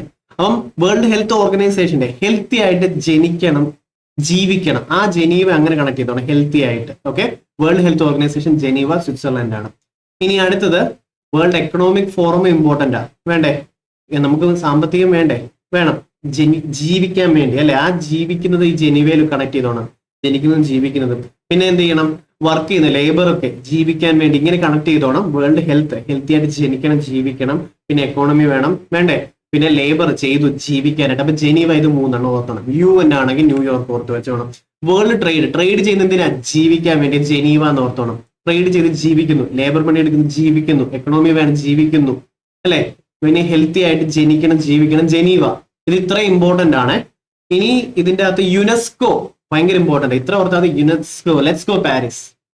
നമ്മുടെ ഇത് പെട്ടെന്ന് ചോദിക്കും, നിങ്ങൾക്ക് ഏറ്റവും പോപ്പുലർ ആയിട്ടുള്ള എവിടെ പോകണം എന്ന് ചോദിച്ചു കഴിഞ്ഞാൽ നമ്മൾ പറയാൻ പോകുന്ന ചിലപ്പോൾ ഒരു 3-4 പേര്. ടോക്കിയോ കാണും, ചിലപ്പം അമേരിക്ക എന്ന് പറയും. ഇങ്ങനെ സിറ്റി ഒക്കെ ചോദിച്ചു കഴിഞ്ഞാൽ ചിലപ്പോൾ പാരീസ് എന്നൊക്കെ പറയത്തില്ലേ, അങ്ങനെ പറയുന്നില്ല. ലെറ്റ്സ് ഗോ പാരീസ് ഓർത്ത് വെച്ചോണം. UNESCO, let's go Paris, let's go Paris, UNESCO Paris, UNESCO Paris. Health, economy, labour, പിന്നെ ട്രേഡ് ഓർഗനൈസേഷൻ. ഇത്രയും ജനീവ സ്വിറ്റ്സർലൻഡും. UN ആണെങ്കിൽ ന്യൂയോർക്കും. Let's go Paris, let's go Paris ഓർത്ത് വെച്ചോണം. ഇത്ര ഓർത്ത് വെച്ചോളല്ലോ അല്ലെ. ഈ താഴെ കൊടുത്തിരിക്കുന്ന പ്രസ്താവനയിൽ ശരിയായിട്ടുള്ളത് തിരഞ്ഞെടുക്കുക. നോക്കാം. സമത്വ സമാജം, അയ്യങ്കാളി തെറ്റ്. ആത്മവിദ്യാസംഘം, ഇത് നമ്മുടെ ക്ലാസ്സിൽ പറഞ്ഞിട്ടുള്ള മാരത്തോണിൽ പ്രത്യേകിച്ച് പറഞ്ഞിട്ടുണ്ട്. നിങ്ങൾ ക്ലാസ് കാണാത്തവരെല്ലാം ക്ലാസ് കാണാൻ എന്താ പറയാ, ഗെയിം ചേഞ്ചറായി മാറും നിങ്ങൾക്ക്. ആത്മസുഖം കിട്ടും നല്ല വാക്കുകൾ പറഞ്ഞാൽ. ആത്മവിദ്യാസംഘം വാഗ്ഭടാനത്തിന് 1917 അല്ലെ. ഇനി യോഗക്ഷേമ സഭ, VT ഭട്ടതിരിപ്പാട്. സാധുജനം യോഗ ചെയ്തു രക്ഷയ്ക്ക്, അപ്പൊ 1900. കിട്ടത്തില്ലേ? സാധുജനം യോഗജിത രക്ഷയ്ക്കായി നമ്മൾ പറയും യോഗക്ഷേമ സഭ 1909. ഇത് ഇത്ര കിട്ടത്തില്ലേ? ആത്മവിദ്യാ സംഘം വാഗ്ഭടാനന്ദൻ, യോഗക്ഷേമ സഭ VT പടുത്തിരിപ്പാട്. ഞാൻ സ്പീഡിൽ എന്തെങ്കിലും തെറ്റി പറഞ്ഞിട്ടുണ്ടെങ്കിൽ നിങ്ങൾ നോട്ട് ചെയ്തിട്ടുണ്ടെങ്കിൽ കമന്റ് ചെയ്തിരണം കേട്ടോ, പിൻ ചെയ്തേക്കാം, സോൾവ് ആവാതപ്പം. ഇനി സമത്വ സമാജമാണെങ്കിലോ ആരുമായി ബന്ധപ്പെട്ടതാ? സമത്വ സമാജം വൈകുണ്ഠ സ്വാമികളുമായി ബന്ധപ്പെട്ടതാ. അയ്യങ്കാളിയുമായി ബന്ധപ്പെട്ടത് എന്താ? വില്ലുവണ്ടി യാത്ര മാത്രം ഇപ്പൊ പറയാം. വില്ലുവണ്ടി യാത്ര, പെരിനാട് ലഹള, എക്സെട്ര ഇഷ്ടം പോലെ. സഹോദര പ്രസ്ഥാനവും സഹോദരൻ അയ്യപ്പനാണ്. ഇത്തരം സംഭവങ്ങൾ കിട്ടിയില്ലേ? അപ്പൊ ഇതിലെ 2ഉം 4ഉം മാത്രമാണ്. ഓക്കെ, ഇനി എലിമിനേറ്റ് ചെയ്യുന്ന കാര്യം കൂടെ പറഞ്ഞുതരാവേ. ഇന്ത്യക്ക് സ്വാതന്ത്ര്യം നൽകുന്നതുമായി ബന്ധപ്പെട്ട മൗണ്ട് ബാറ്റൺ പദ്ധതിയിൽ ഉൾപ്പെടാത്ത പ്രസ്താവനകൾ ഏതൊക്കെയാണ്? നമുക്ക് ഉൾപ്പെടാത്ത നോക്കാം. ഇത് നല്ല ടഫാക്കിയിട്ട് സ്റ്റേറ്റ്മെന്റ്സ് കണ്ടുകൊണ്ട് തോന്നിയതല്ലേ? നിങ്ങൾക്ക് എന്തൊക്കെ ഫീൽ ചെയ്തു എന്നുള്ളത് നിങ്ങൾ കമന്റ് ചെയ്യണം. ഈ എക്സാം എങ്ങനെ ഉണ്ടായിരുന്നു നിങ്ങൾക്ക് എന്നുള്ളത് കമന്റ് ചെയ്യണം. അത് കണ്ടപ്പോൾ എന്ത് സംഭവിച്ചു എന്നുള്ള കമന്റ് ചെയ്യണം. ഓക്കെ, അപ്പൊ നോക്കുക, ഏതൊക്കെ പ്രദേശങ്ങൾ പാകിസ്ഥാനിൽ ചേർക്കണമെന്ന് ബ്രിട്ടീഷ് പ്രധാനമന്ത്രി നിർദ്ദേശിക്കുന്നതാണ്? ഇത് മാത്രമാണ് ഈ കൂട്ടത്തിൽ പെടാത്തുള്ളത്. ബാക്കിയൊന്ന് വായിച്ച്. ബംഗാളിലെയും പഞ്ചാബിലെയും ഹിന്ദു മുസ്ലിം സംസ്ഥാനങ്ങളുടെ അതിർത്തി നിർണ്ണയിക്കുന്നതിൽ ഒരു അതിർത്തി നിർണ്ണയ കമ്മീഷനെ നിയമിക്കുന്നതാണ് മൗണ്ട് ബാറ്റൺ പദ്ധതിയാണ് കേട്ടോ. പഞ്ചാബും ബംഗാളും 2ആയി വിഭജിക്കുമെന്നുള്ളത് മൗണ്ട് ബാറ്റൺ പദ്ധതിയിലുള്ളതാണ്. മുസ്ലിങ്ങൾക്ക് ഭൂരിപക്ഷമുള്ള പ്രദേശത്ത് അവർ ആഗ്രഹിക്കുന്നുണ്ടെങ്കിൽ പ്രത്യേക രാജ്യം അനുവദിക്കുന്നുള്ളത് മൗണ്ട് ബാറ്റൺ പദ്ധതിയിലുള്ളതാണ്. ഓക്കെ, ഏതൊക്കെ പ്രദേശം പാകിസ്ഥാനിൽ പോകും എന്നുള്ളത് തീരുമാനിക്കുന്നത് ബ്രിട്ടീഷ് പ്രധാനമന്ത്രി എക്സെട്ര, അതൊക്കെ തെറ്റായിട്ടുള്ളതാണ്. ഓക്കെ, നോക്കിക്കേ, ഫ്രഞ്ച് വിപ്ലവവുമായി ബന്ധപ്പെട്ട് ശരിയായിട്ടുള്ള ഉത്തരം തിരഞ്ഞെടുക്കുക. ഇത് നമ്മുടെ ക്ലാസ്സിൽ പറഞ്ഞിട്ടുള്ള റെവല്യൂഷൻ മാരത്തോൺ എടുത്തിട്ടുണ്ട്, അതേപോലെ വന്നിട്ടുണ്ട്. ഇത് നോക്കിക്കോ, ഞാനാണ് രാഷ്ട്രം, ലൂയി 14 പറഞ്ഞത് അല്ലേ? അപ്പൊ 1 തെറ്റ്, 1 ക്യാൻസൽ ചെയ്ത് കളയാം. ശരി. എനിക്ക് ശേഷം പ്രളയം, ലൂയി 15 പറഞ്ഞത്. 16 സമയത്ത് റെവല്യൂഷൻ സംഭവിച്ചു ശരിക്കും. ഇനി നിങ്ങൾക്ക് റൊട്ടി ഇല്ലെങ്കിൽ എന്താ, കേക്ക് കഴിച്ചുകൂടെ എന്ന് പറഞ്ഞു മേരി ആന്റോണിയറ്റ് അല്ലേ? ഓക്കെ, അപ്പൊ കണ്ടാൽ സുന്ദരിയും എന്നാൽ തലച്ചോറിൽ ശൂന്യമായ തലച്ചോറിന് ഉടമേ, ഇങ്ങനെയാണ് വിശേഷിപ്പിച്ചത് മേരി ആന്റോണിയറ്റിനെ കേട്ടോ. ഓക്കെ, അപ്പം 2ഉം 3ഉമാണ് ഇതിന് ശരിയായിട്ടുള്ളത്. ഇനി അടുത്ത് നോക്കിക്കേ, പെൻസിൽവേനിയയിലെ ഏറ്റവും നീളം കൂടിയ നദി ഏതാ? ഗോദാവരി. 1465 കിലോമീറ്റർ ആണ്. ഇത് നമ്മുടെ ക്ലാസ് റിപ്പീറ്റ് ചെയ്ത് പറഞ്ഞിട്ടുള്ളതാ, കണ്ടു നോക്കണേ, ജോഗ്രഫി മാരത്തോൺ. അപ്പം ഗോദാവരി, ട്രയംബക ഹിൽസ്. ഇനി നർമ്മദ ആണെങ്കിലോ 1312 വെസ്റ്റ് ഫ്ലോയിങ് റിവർ ആണ് നർമ്മദയും താപ്തിയും. ഓർത്ത് വെച്ചോളൂ, നർമ്മദ അമർകണ്ടക് ഹിൽസ് അല്ലേ? ഓർത്ത് വെച്ചോളൂല്ലോ, അമർകണ്ടക് ഹിൽസ് ആണ്. ഓക്കെ, ഇനി അടുത്ത കൃഷ്ണയാണെങ്കിൽ 1400 കിലോമീറ്റർ, മഹാബലേശ്വരിൽ നിന്നാണ് ഉത്ഭവം. അതേപോലെ ശ്രീശൈലം, ആൾമാട്ടി, നാഗാർജുന സാഗർ ഒക്കെ സ്ഥിതി ചെയ്യുന്ന കൃഷ്ണ നദിയിലാണ്. ഓർത്ത് വെച്ചോണം. മഹാനദി 857 സിഹാവ, മഹാസിഹ എന്ന് പറഞ്ഞ സിഹാവയിലാണ് ഉത്ഭവം മഹാനദി. ഇത് മാരത്തോണിൽ പറഞ്ഞതുകൊണ്ട് സ്പീഡിൽ പറയുന്നത്. ഇനി പ്രൈം മെറിഡിയൻ ഏത് നഗരത്തിലൂടെയാണ് കടന്നു പോകുന്നത്? പ്രൈം മെറിഡിയൻ കടന്നു പോകുന്നത് ഗ്രീൻവിച്ച്. ഓക്കെ, ഞാൻ ചോദിച്ചോട്ടെ, ഗ്രീൻവിച്ചിനേക്കാളും നമ്മുടെ ടൈം സോൺ എത്ര അവേഴ്സ് മുന്നിലാണ്? 5 മണിക്കൂർ 30 മിനിറ്റ്. ഇത് റിപ്പീറ്റഡ് ആയി ചോദിക്കുന്നത് ഇനി അങ്ങോട്ട് വരും കേട്ടോ. ഇനി ഉത്തരായനരേഖ കടന്നു പോകാത്ത സംസ്ഥാനം, ഇതിന് നമ്മളൊരു കോഡോടുകൂടി കഴിഞ്ഞ ക്ലാസ്സിൽ പറഞ്ഞിട്ടുള്ളതാണ്, അതുകൊണ്ട് നിങ്ങൾ അത് കണ്ടു നോക്കുക. ഈ കൂട്ടത്തിൽ ഒഡീഷയിലൂടെയാണ് കടന്നു പോകാത്തത്. എൽ നീനോ എന്നുള്ളത് ഈ പ്രതിഭാസം ലോകത്തിലെ ഏത് പ്രദേശവുമായി ബന്ധപ്പെട്ട്? വേൾഡ് ജോഗ്രഫി വരുന്നുണ്ട്, അതിൻ്റെ അകത്ത് ഇത് ഫുള്ള് വീഡിയോ ആയിട്ട് ഉൾപ്പെടെ കാണിച്ചു തരാം എന്താണ് ഇത് എങ്ങനെ വരുന്നു എന്നുള്ളത്. തെക്കേ അമേരിക്കയെ ബാധിക്കുന്നുണ്ട് ഇത്. ആ മാപ്പ് കണ്ടു പഠിച്ചിട്ട് നിങ്ങൾക്ക് ഇത് ഒരിക്കലും മാറത്തില്ല. ഇനി വേനൽക്കാലത്ത് വടക്കൻ സമതലങ്ങളിൽ വീശുന്ന കാറ്റിന് പേരെന്താണ്? ഇത് 200 തവണ കൂടുതൽ ചോദിച്ചതാ. 2200 ആയല്ലേ? അത്ര എക്സാം ഇല്ലായിരുന്നു. 200 തവണ കൂടുതൽ ചോദിച്ചിട്ടുള്ള ഇത് നമ്മൾ ഒത്തിരി തവണ പറഞ്ഞിട്ടുള്ളത് ചോദിക്കുന്നത് ആണോ? വന്നോ? അപ്പം വേനൽക്കാലത്ത് വടക്കൻ സമതലങ്ങളിൽ വീശുന്ന കാറ്റിന്റെ പേരാണ് ലൂ എന്നുള്ളത്. ഓർത്തു വെച്ചോളൂ. അൽബൈസകി എവിടെയാ? വെസ്റ്റ് ബംഗാൾ ആണ് അല്ലെ? ഇനി കേരളത്തിലെ ആദ്യത്തെ റോഡ് ടണൽ ഏത് ജില്ലയിലാണ്? ഇപ്പൊ റോഡ് ടണൽ എവിടെയാ ഉള്ളത്? തൃശ്ശൂരാണ്. ഓക്കെ, ഇനി ഈ ക്വസ്റ്റ്യൻസ് ഒക്കെ നമ്മുടെ ഗ്രൂപ്പിലുണ്ടായിരുന്നു. ലൈവ് ക്യൂസുകളുണ്ട്, ഡെയിലി ക്യൂസ് ഉണ്ട്. നിങ്ങൾ അറ്റൻഡ് ചെയ്യുക, പഠിക്കുക, എപ്പോഴും കണക്റ്റഡ് ആയിട്ടിരിക്കുക, എപ്പോഴും പോൾ ചെയ്യാൻ പറ്റും കേട്ടോ. നിങ്ങൾക്ക് എന്തെങ്കിലും ഉണ്ടെങ്കിൽ അവിടെയും മെസ്സേജ് ചെയ്യാൻ പറ്റുമേ. ലിങ്ക് ഡിസ്ക്രിപ്ഷൻ ബോക്സിൽ കൊടുത്തിട്ടുണ്ട്. അപ്പോൾ സബ്സ്ക്രൈബ് ചെയ്യാൻ മറക്കരുത്. ഓക്കെ, ഇന്ത്യൻ ഭരണഘടനയിൽ അമേരിക്കൻ ഭരണഘടനയിൽ നിന്നും കടമെടുത്തത്. അമേരിക്കയിൽ നിന്നും നിർദ്ദേശക തത്വങ്ങൾ നമ്മളെപ്പോഴും നമ്മുടെ കോൺസ്റ്റിറ്റ്യൂഷൻ മാരത്തോണിനകത്തും പറയുന്നുണ്ടായിരുന്നു. നിർദ്ദേശക തത്വങ്ങൾ എന്ന് പറയുമ്പം ഹയർ അതോറിറ്റി പറഞ്ഞാൽ നമ്മൾ നിർദ്ദേശം സ്വീകരിക്കും. നമ്മളെക്കാൾ ഹയർ പ്രായമുള്ളവര്, ഹയർ പവർ ഉള്ളവര് അല്ലെ, ഹയർ അതോറിറ്റി പറയുമ്പോൾ നിർദ്ദേശം സ്വീകരിക്കും. അയർലൻഡ്. അപ്പൊ ഒന്നുള്ളതെല്ലാം തെറ്റാ, കടമെടുത്ത ആശയങ്ങൾ തന്നെ. ഓക്കെ, ഞാൻ എപ്പോഴും തെറ്റി വായിക്കും. അപ്പൊ തന്നെ ഇത് കിട്ടി. എലിമിനേഷൻ നല്ലപോലെ ഉപയോഗിക്കുന്ന സ്റ്റേറ്റ്മെന്റ്സ് വരുമ്പോൾ മൗലിക അവകാശങ്ങൾ, ഫണ്ടമെന്റൽ റൈറ്റ്സ്, ബിൽ ഓഫ് റൈറ്റ്സിൽ നിന്നെടുത്ത് USA നിന്നാണ്. 2 എന്തായാലും ഉണ്ട് അല്ലെ? ഇനി നിഷ്പക്ഷമായിട്ടുള്ള നീതിന്യായ വ്യവസ്ഥ. ഇത് ഓർത്ത് വെച്ചോണ്ട് നീതിന്യായ വ്യവസ്ഥ. അപ്പം നമ്മുടെ ഈ ജുഡീഷ്യറി എന്നുള്ള സംഭവം US-ൽ നിന്നും കടമെടുത്തിട്ടുള്ളതാണ്. പിന്നെ നമ്മൾ ഇവിടെ ഇരുന്ന് ഇപ്പൊ അനലൈസ് ചെയ്യുന്നവരെ ഞാൻ ഈ പറയുന്ന പോലെ അല്ല എക്സാം ഹോളിൽ പോയിരിക്കുമ്പോൾ പ്രഷർ. അപ്പം നോർമൽ സംഭവം പോലും മറന്നുപോകും. അങ്ങനെ വന്നിട്ടുണ്ടോ നിങ്ങൾക്ക്? ഉണ്ടെങ്കിൽ, അങ്ങനെ വന്നു എന്ന് ഞാൻ പറഞ്ഞിട്ടുള്ളത് സത്യമാണെന്ന് നിങ്ങൾക്ക് തോന്നിയാൽ നിങ്ങളൊരു കാര്യം ചെയ്യണം. അടുത്ത എക്സാമിന് പോയിരിക്കുന്നതിന് മുന്നേ പോയി ഇരിക്കുമ്പോൾ നമുക്ക് എന്ത് ചെയ്യും, ഒപ്പെല്ലാം ഇടിയിപ്പിക്കുന്നു, നമ്മളിങ്ങനെ വെയിറ്റ് ചെയ്യുക അല്ലെ ക്വസ്റ്റ്യൻ പേപ്പർ വരെ. ആ സമയം നിങ്ങൾ ഇത് ഫോളോ ചെയ്യണം. ഒത്തിരി പേര് പറഞ്ഞിട്ടുള്ളത് വർക്കൗട്ട് ആയിട്ടുള്ളത്, നിങ്ങൾക്ക് അതേപോലെ വർക്കൗട്ട്, എനിക്ക് വർക്കൗട്ട് ആയിട്ടുണ്ട്. അപ്പം ചെയ്യേണ്ടത് നമ്മൾ പോയിരിക്കണം. അപ്പോഴേ പാനിക് ആയിട്ടാണ് ഇരിക്കാൻ പോകുന്നത്. ക്വസ്റ്റ്യൻസ് അങ്ങോട്ട് വരുമ്പോഴത്തേക്കും ബാക്കിയെല്ലാം മറന്നു പോകും, അറിയാവുന്ന പോലും മറന്നു. വീട്ടിൽ പോയി നോക്കുമ്പോൾ ഓർമ്മ വരും. നിങ്ങൾ ചെയ്യേണ്ടത് ഇത്രേ ഉള്ളൂ.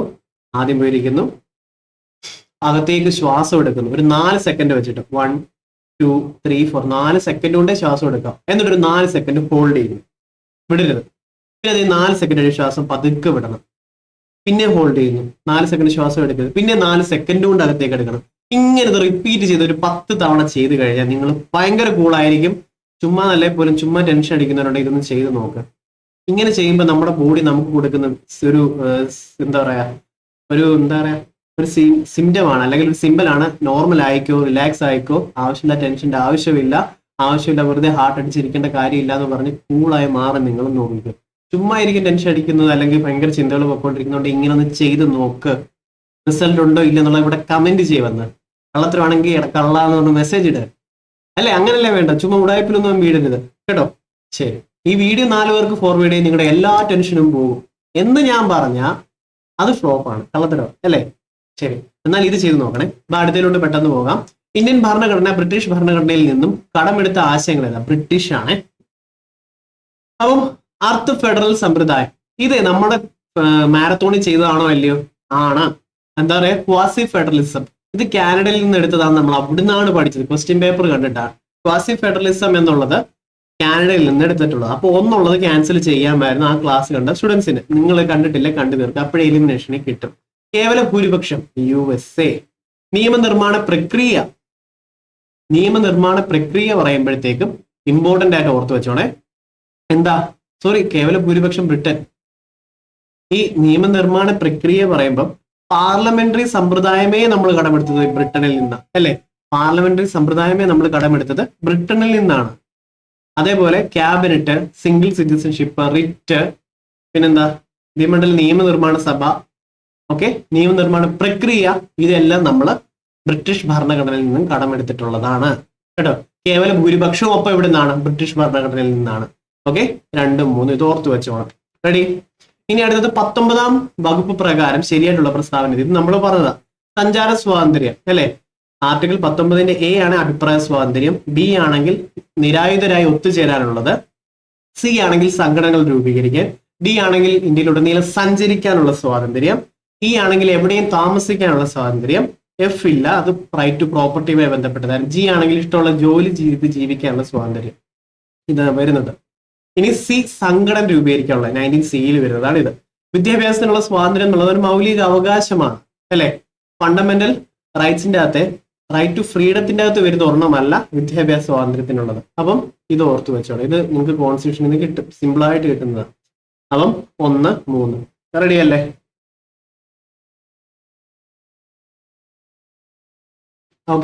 ഇനി അടുത്തത് ദേശീയ മനുഷ്യാവകാശ കമ്മീഷനുമായി ബന്ധപ്പെട്ട് താഴെ പറയുന്നവയിലെ ഏതെങ്കിലും ക്വസ്റ്റ്യൻ നമ്മൾ മിസ്സാക്കുക.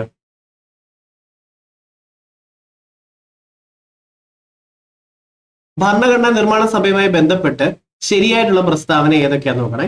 സഭയിൽ പ്രധാനമായും 9 കമ്മിറ്റികൾ ഉണ്ടായിരുന്നു. ഇത് നമ്മുടെ ക്ലാസ് ഞാൻ പറഞ്ഞിട്ടില്ല. അപ്പൊ ഒന്നുള്ളത് ക്യാൻസൽ ചെയ്ത് കളയുകയും ഞാൻ ചെയ്യുക. അപ്പൊ ഒരെണ്ണം കിട്ടി, ഇനി അത് ശരിയാണോ നോക്കട്ടെ. അതെന്തായാലും സംഭവം കണ്ടന്റ് ശരിയാണ്. അപ്പോഴേ ഇതിൻ്റെ അകത്ത് ചെയ്യേണ്ട ഒരു കാര്യം ഓർത്ത് വെച്ചോണം. ഇവിടെ എലിമിനേഷൻ നടന്നു കഴിഞ്ഞപ്പോൾ മാർക്ക് ചെയ്തിട്ട് പോയേക്കണം, പിന്നെ അത് വായിക്കാൻ നിൽക്കേണ്ട, എക്സാമിന് അത്രയും ടൈം ലാഭിക്കാം. ഇപ്പൊ നെഹ്റു, പട്ടേൽ, അംബേദ്കർ തുടങ്ങിയവർ ഇതിന്റെ ചെയർമാൻമാരായിരുന്നു. നെഹ്റു എന്തിന്റെ ആയിരുന്നു അറിയാമോ നിങ്ങൾക്ക്? യൂണിയൻ പവർ കമ്മിറ്റി അങ്ങനത്തെ കാര്യങ്ങളുടെ ഹെഡായിരുന്നു നെഹ്റു. പട്ടേൽ ആയിരുന്നെങ്കിലും ഫണ്ടമെന്റൽ റൈറ്റ്സ് സബ് കമ്മിറ്റിയുടെ ഹെഡായിരുന്നു. ഇവിടെ 9 അല്ല 8 കമ്മിറ്റികളാണ് നമ്മുടെ കോൺസ്റ്റിറ്റ്യൂഷൻ മാരത്തോണിൽ പറഞ്ഞത്. അസംബ്ലിയിലെ മീറ്റിങ്ങുകൾ പൊതുജനങ്ങൾക്ക് കാണാവുന്ന തരത്തിലുമായിരുന്നു. ഇത് 2 എണ്ണം ഓർത്ത് വെച്ചോണം. അല്ലെ? നിയമനിർമ്മാണ സഭയുമായി ബന്ധപ്പെട്ട് ഫുൾ ക്വസ്റ്റ്യൻ നമ്മൾ പറഞ്ഞതാ. ഇനി മൗലിക കർത്തവ്യങ്ങളുമായി ബന്ധപ്പെട്ട് ചുവടെ ചേർക്കുന്നത് ശരിയായിട്ടുള്ളത് ഫണ്ടമെന്റൽ ഡ്യൂട്ടിയുമായി ബന്ധപ്പെട്ടത് 51A ഇവ പ്രതിപാദിക്കുന്നു അല്ലെ. ശരിയാ. ഭാഗം 3A അല്ല 4A. അപ്പൊ 2 ഉള്ളത് ക്യാൻസൽ ചെയ്യാമല്ലോ. ഓക്കെ അപ്പോ ഇത് ബബിൾ ചെയ്യുന്നതിന് മുന്നേ നിങ്ങൾ ചെയ്താലും നിങ്ങൾക്ക് തെറ്റത്തില്ല, കാരണം ഇത് ക്യാൻസൽ ചെയ്യണമല്ലോ. 12 മൗലിക കർത്തവ്യങ്ങളാണ് ഉള്ളത്. ഫണ്ടമെന്റൽ ഡ്യൂട്ടീസ് 11 ക്ലാസ് ഞാൻ ഒത്തിരി തവണ പറഞ്ഞതാ. DPSP-കൾ 20 ഒത്തിരി തവണ പറഞ്ഞിട്ടുള്ള. ഫണ്ടമെന്റൽ റൈറ്റ്സ് 6 അല്ലെ. അപ്പം ഇതിൽ ഒന്ന് മാത്രമേ ഉള്ളൂ ശരിയായിട്ടുള്ളത്, ബാക്കി PSC എന്തെങ്കിലും തെറ്റാണ്. ഒന്ന് മാത്രമേ ഉള്ളൂ ഈ കൂട്ടത്തിൽ ശരിയായിട്ടുള്ളത് കേട്ടോ. ഇനി അടുത്ത താഴെ പറഞ്ഞ ദേശീയ ലീഗൽ സർവീസ് അതോറിറ്റി സൗജന്യ നിയമസേവനം നൽകുന്നത് ആർക്കൊക്കെയാണ്? സ്ത്രീകൾക്കും കുട്ടികൾക്കും. ലീഗൽ സർവീസ് അതോറിറ്റിയാണ് ദേശീയ ലീഗൽ സർവീസ് അതോറിറ്റി. വ്യവസായശാലകളിലെ തൊഴിലാളികൾക്ക്, പിന്നെ ഭിന്നശേഷിക്കാർക്ക്, ഈ കൂട്ടത്തിലെ എല്ലാവർക്കും ഉണ്ട് അല്ലെ. പിന്നെ നമ്മൾ മുദ്രയും പറഞ്ഞിട്ടുള്ളതാണ്. പിന്നെ എക്സാം പ്രഷർ ഡിഫറെന്റാ. നമ്മളിവിടെ ഇരുന്നും ഞാനിപ്പോ ഇവിടെ ഇരുന്ന് പറയുന്നത് പോലെയുമായി ബന്ധപ്പെട്ടല്ല, അത് ശരിയാ. പക്ഷെ അത് കൂൾ ഓഫ് ആക്കാനുള്ള മാർഗം ഞാൻ പറഞ്ഞു. അത് വർക്കൗട്ട് ചെയ്യുന്നില്ലെങ്കിൽ വന്ന് കമന്റ് ചെയ്യും. എന്താ അങ്ങനല്ല, എതിർത്തുകൊണ്ട്. അല്ലാതെ ഇപ്പോഴേ കമന്റ് ചെയ്യണം, നിങ്ങൾ ഒത്തിരി കമന്റ് ചെയ്യണം, എനിക്കത് അത്യാവശ്യമാണ്. ഞാൻ പറഞ്ഞത് വർക്കൗട്ട് ആയില്ലേ നിങ്ങൾ പറയണം കേട്ടോ. അങ്ങനെ ഒരിക്കലും വരില്ല വർക്കൗട്ട് ആവും. ദേശീയ മനുഷ്യാവകാശ കമ്മീഷനുമായി ബന്ധപ്പെട്ട് താഴെ പറയുന്ന പോലെ ശരിയായിട്ടുള്ള പ്രസ്താവന എന്താ നോക്കാം. കമ്മീഷനിൽ 5 അംഗങ്ങളാണുള്ളത്. ചെയർമാനെ കൂടാതെ 5 അംഗങ്ങൾ എന്ന് പറഞ്ഞാൽ ഇത് ശരിയാ. എനിക്കിതിൽ ഫുൾ കൺഫ്യൂഷൻ, കാരണം ഇത് PSC ആൻസർ കീ കൊടുത്തിരിക്കുന്നത് എനിക്ക് വിശ്വാസമില്ല, തെറ്റാണ്. അതുകൊണ്ട് ഇപ്പൊ നാഷണൽ ഹ്യൂമൻ റൈറ്റ് കമ്മീഷന്റെ അകത്ത് 6 പേരാ ഉള്ളതെന്ന് ഞാൻ ഒത്തിരി തവണ പറഞ്ഞിട്ടുണ്ട്. 5 പേരല്ല 6 പേരാണ്. ചെയർമാനെ കൂടാതെ എന്ന് പറഞ്ഞാൽ 5 അംഗങ്ങൾ ഓക്കെ. അപ്പൊ അതുകൊണ്ട് തന്നെ ഞാനിത് ക്യാൻസൽ ചെയ്യും. സുപ്രീം കോടതിയിലെ മുൻ ജഡ്ജി ഒരംഗമാണ്. നോക്കാം, ഹൈക്കോടതി ഓക്കെ. സുപ്രീം കോടതിയിലത്തെ ജഡ്ജിക്കും ചീഫ് ജസ്റ്റിസിനും ദേശീയ മനുഷ്യാവകാശ കമ്മീഷന്റെ ചെയർമാൻ ആകാനുള്ള യോഗ്യതയിൽ പറഞ്ഞിട്ടുണ്ട്. ഹൈക്കോടതിയിലെ മുൻ ജഡ്ജി മറ്റൊരംഗമാണ്. ഇതൊക്കെ തെറ്റാ. അതുകൊണ്ട് ഈ ക്വസ്റ്റിനെ ക്യാൻസൽ ചെയ്യാനുള്ള, ഡിലീറ്റ് ചെയ്യാനുള്ള ചാൻസ് കൂടുതലാണ്. ദേശീയ മനുഷ്യാവകാശ കമ്മീഷനുമായി ബന്ധപ്പെട്ട് സുപ്രധാന നിയമത്തിലും കോൺസ്റ്റിറ്റ്യൂഷൻ മാരത്തോണിലും നമ്മൾ എടുത്തിട്ടുണ്ട്. ഫ്രീ ആണ്, കണ്ടു നോക്കണം കേട്ടോ. ആദ്യമായിട്ട് ഒത്തിരി പേരുണ്ട്. ഒത്തിരി പേര് പറഞ്ഞു നിങ്ങൾ ആദ്യമായിട്ട് വീഡിയോ കാണുന്നവർ, ആദ്യമായിട്ട് കമന്റ് ചെയ്യുന്ന അത്ര ഇഷ്ടപ്പെട്ടു എന്നൊക്കെ പറഞ്ഞു. അങ്ങനെയാണ് നിങ്ങൾ ക്ലാസ് ഷെയർ ചെയ്യാൻ മറക്കല്ല കേട്ടോ. കേവല ഭൂരിപക്ഷ സമ്പ്രദായം, ഇത് പറയുമ്പോഴേ ഓർത്തോണം. ഇതിന്റെ ഇംഗ്ലീഷിൽ എന്ത് പറയുന്നത്? ആബ്സല്യൂട്ട് മെജോറിറ്റി എന്ന് പറയും. കേവല ഭൂരിപക്ഷത്തിന് ഇംഗ്ലീഷ് ആബ്സല്യൂട്ട് മെജോറിറ്റി എന്നാ പറയുന്നത്. കേവല ഭൂരിപക്ഷം ഏത് രാജ്യത്തു നിന്നായിരുന്നു? ബ്രിട്ടൻ. നമ്മൾ കുറച്ചു മുമ്പ് പറഞ്ഞതാ, ബ്രിട്ടൻ കേട്ടോ. ശരിയായിട്ടുള്ള പ്രസ്താവന ഏതാ? ഈ സമ്പ്രദായത്തിൽ ഒരു പാർട്ടിക്ക് പാർലമെന്റിന്റെ കൂടുതൽ സീറ്റുകളും എന്നാൽ കുറച്ച് വോട്ടുകളും ലഭിക്കാം. സീറ്റുകൾ കിട്ടും അല്ലെ. ഓക്കെ ശരി. ഇനി ഒരു പാർട്ടിക്ക് ലഭിക്കുന്ന വോട്ടുകളും സീറ്റുകളും തുല്യമായിരിക്കും. അത് ഭയങ്കര കൂടിപ്പോയി അല്ലെ. കേവല ഭൂരിപക്ഷ സമ്പ്രദായത്തിന് ഉദാഹരണം ബ്രിട്ടനും ഇന്ത്യയുമാണ്. ഓക്കെ, അപ്പം ഇതിന്റെ അകത്ത് 1ഉം 3ഉമാണ് വരുന്നത്. റെഡി? ഇനി അടുത്തതിലോട്ട് പോകാം. ഇനി തിരഞ്ഞെടുപ്പ് കമ്മീഷനുമായി ബന്ധപ്പെട്ട് ശരിയായിട്ടുള്ള പ്രസ്താവന ഏതാണ്? ഇന്ത്യൻ തിരഞ്ഞെടുപ്പ് കമ്മീഷന്റെ അധ്യക്ഷൻ മുഖ്യ തിരഞ്ഞെടുപ്പ് കമ്മീഷണറാണ്. മുഖ്യ തിരഞ്ഞെടുപ്പ് കമ്മീഷണർക്കും മറ്റംഗങ്ങൾക്കും തുല്യ അധികാരമാണ് ഉള്ളത് അല്ലെ. അംഗങ്ങളെ നിയമിക്കുന്നത് ഇന്ത്യൻ പ്രസിഡന്റുമാണ്. ഈ കൂട്ടത്തിലെല്ലാം ശരിയാണ്. ഓക്കെ. ഇനി ഇലക്ഷൻ കമ്മീഷന്റെ അകത്ത് ഈ പറഞ്ഞ കമ്മീഷൻ മെമ്പേഴ്സ് അല്ലാതെ പ്രത്യേക ഇലക്ഷന് വേണ്ടി ആൾക്കാരുണ്ടോ? അത് PSC 2024 ചോദിച്ചു. അങ്ങനെ ആൾക്കാരുണ്ടോ? ഇല്ല. ആ സമയം ആകുമ്പോഴത്തെ ഗവൺമെന്റ് ഉദ്യോഗസ്ഥരെയാണ് ഇലക്ഷൻ ഡ്യൂട്ടി ചെയ്യിപ്പിക്കുന്നതെന്ന് മറക്കരുത്. PSC ചോദിച്ചിട്ടുണ്ട് കേട്ടോ. ഉപരാഷ്ട്രപതിയുമായി ബന്ധപ്പെട്ട് താഴെ പറയുന്നതിൽ ശരിയായിട്ടുള്ള പ്രസ്താവന സെറ്റ്. ഇത് നമ്മൾ പഠിച്ചിട്ടുള്ളതാണ്. രാഷ്ട്രപതിയെ 5 വർഷത്തേക്കാണ്, ഉപരാഷ്ട്രപതി 5 വർഷത്തേക്കാണ് തിരഞ്ഞെടുക്കുന്നത്. ഓക്കെ, ആർട്ടിക്കിൾ 63 പറയുന്നുണ്ട്. ഉപരാഷ്ട്രപതി രാജ്യസഭ അധ്യക്ഷനാണ് അല്ലെ. ഓക്കെ, അതും സെറ്റ്. പ്രസിഡന്റ് തിരഞ്ഞെടുക്കുന്ന പോലെയാണ് ഉപരാഷ്ട്രപതി അല്ല. പ്രസിഡന്റിനെ തിരഞ്ഞെടുക്കുന്ന സമിതിയിൽ ആരൊക്കെ ഉണ്ടോ നമ്മൾ കോൺസ്റ്റിറ്റ്യൂഷൻ മാരത്തോണ്ടി പറഞ്ഞു കണ്ടു നോക്കണേ. പ്രസിഡന്റിനെ തിരഞ്ഞെടുക്കുന്ന സമിതിയിലുള്ളവര് ലോക്സഭ, രാജ്യസഭ, ലെജിസ്ലേറ്റീവ് അസംബ്ലികളിലെ ഇലക്ടഡ് മെമ്പേഴ്സ് ആണ് വോട്ട് ചെയ്യുന്നത്. ഉപരാഷ്ട്രപതിയുടെ കാര്യം പറയുമ്പോൾ ലോക്സഭ, രാജ്യസഭയിലെ ഫുൾ മെമ്പേഴ്സ് ആണ്. ഇത് തമ്മിൽ വ്യത്യാസമുണ്ട് അല്ലെ. ഫുൾ മെമ്പേഴ്സിൽ ഇലക്ടഡും നോൺ ഇലക്ടഡ് ആൾക്കാരും വരും. അപ്പം 1ഉം 2ഉം ആണ് ഈ കൂട്ടത്തിൽ ശരിയായിട്ടുള്ളത്. റെഡി അല്ലേ? ഇത് നമ്മുടെ ക്ലാസ്സിൽ പറഞ്ഞിട്ടുള്ളതാണോ അല്ലയോ? കമന്റ് ചെയ്യണം കേട്ടോ. ഇനി ഭരണഘടനയിലെ 73ാം ഭേദഗതി ഒത്തിരി തവണ പറഞ്ഞിട്ടുള്ളത്, 100 തവണ പറഞ്ഞിട്ടുള്ളത്, നമ്മുടെ എല്ലാ മിക്കവാറും മാരത്തോൺസിലുണ്ട്. 73ാം ഭേദഗതിയുമായി ബന്ധപ്പെട്ട് ശരിയായിട്ടുള്ള പ്രസ്താവന 73 എന്ന് പറയുമ്പോഴേ പഞ്ചായത്ത് രാജുമായി ബന്ധപ്പെട്ട സെറ്റ് അല്ലെ. 12ാം പട്ടികയില്ല. 12ാമത്തെ പട്ടികയാണെങ്കിൽ 74ാം ഭേദഗതിയാണ്. ഇത് തെറ്റ്. 73ന്റെ ആണെങ്കിൽ 11ാമത്തെ പട്ടികയാണ് അല്ലെ. ശരി. ത്രിതല ഭരണ സംവിധാനം പ്രാധാന്യം ചെയ്യുന്നു. അതല്ല 73ാം ഭരണഘടനാ ഭേദഗതിയിൽ 74ആണെങ്കിൽ മുനിസിപ്പാലിറ്റി. നമ്മൾ പറഞ്ഞതുപോലെ ചോദിച്ചിട്ടുണ്ട്. പിന്നെ ആണോ? ഉള്ളതാണോ? അടുത്തത് എൻഫോഴ്സ്മെന്റ് ഡയറക്ടറുമായി ബന്ധപ്പെട്ട് ശരിയായിട്ടുള്ള പ്രസ്താവന. ഓക്കെ, ഒരു പുത്തൻ ടോപ്പിക് വന്നിട്ടുണ്ട്. ഇടയ്ക്ക് അഡ്വക്കേറ്റ് ജനറൽ വരുമായിരുന്നു. അതേപോലെ എൻഫോഴ്സ്മെന്റ് ഡയറക്ടർ ഇപ്പൊ വന്നിട്ടുണ്ട് കേട്ടോ. സാമ്പത്തിക കുറ്റകൃത്യ രഹസ്യാന്വേഷണവുമായി ബന്ധപ്പെട്ടുള്ളതാണ് അല്ലെ. കോടിക്കണക്കിന് രൂപയോടുണ്ട്. ED കയറി, ഫേമസ് യൂട്യൂബറിന്റെ വീട്ടിൽ ED കയറി അല്ലെ. പിന്നെ വീട്ടില് ED അരിച്ചു പറക്കുന്നു, പൃഥ്വിരാജിനെ ED വീട് തപ്പുന്നു എന്നൊക്കെ കേട്ടിട്ടില്ലേ? അപ്പം സാമ്പത്തിക കുറ്റകൃത്യങ്ങളൊക്കെ അന്വേഷിക്കാൻ വേണ്ടിയാണ് ഇ ഡി. അപ്പൊ ഒന്നും ശരിയാ. ഓക്കെ, ഇനി പുത്തൻ ജി കെ ആയിട്ട് പഠിച്ചു വെച്ചോ. ധനകാര്യ മന്ത്രാലയത്തിലെ റവന്യൂ വകുപ്പിന്റെ ഭാഗമായിട്ടാണ് പ്രവർത്തിക്കുന്നത് കേട്ടോ. ഫിനാൻസ് മിനിസ്റ്ററുടെയും റവന്യൂ ബോർഡിന്റെയും കേട്ടോ ഭാഗമായിട്ടാണ് പ്രവർത്തിക്കുന്നത്. രാഹുൽ നവീൻ ആണ് ഇപ്പോഴത്തേത്. ഇങ്ങനത്തെ ഒട്ടും അറിയാത്തതൊന്നും സ്കിപ്പ് ചെയ്യുന്നതിൽ ഒരു തെറ്റുമില്ല. വെറുതെ നമുക്ക് ഇത്രയും ചെയ്തു വന്നിട്ട് നെഗറ്റീവ് അടിക്കരുത് എന്നുള്ളതുകൊണ്ട് പറഞ്ഞതാ. ഓക്കെ, ഇതിനെ എനിവേ ആഡ് ചെയ്തോ. എന്താന്ന് വെച്ചാൽ ഇതുമായി ബന്ധപ്പെട്ട് 2024 ഒത്തിരി തവണ PSC ചോദിക്കും ഇനിയും കേട്ടോ. ഒരു സമയത്തെ അറ്റോർണി ജനറലും അഡ്വക്കേറ്റ് ജനറലും ആയിരുന്നു റിപ്പീറ്റഡ് ആയിട്ട്. അതിന് മുമ്പേ ലോക്പാലും ലോകായുക്തയായിരുന്നു റിപ്പീറ്റഡ് ആയിട്ട്. ഇനി ചോദിക്കാൻ പോകുന്നത് ഇ ഡിയാ കേട്ടോ. താഴെ പറയുന്ന പ്രസ്താവനയിൽ ശരി ഏതാണ്? ഓക്കെ, മുഖ്യമന്ത്രിയെ നിയമിക്കുന്നത് സംസ്ഥാന ഗവർണറാണ്. അത് ശരിയാ അല്ലെ? മുഖ്യമന്ത്രിയെ നിയമിക്കുന്നത് സംസ്ഥാനത്തെ ഗവർണറാണ്. ഇനി അടുത്തത് മന്ത്രിസഭയെ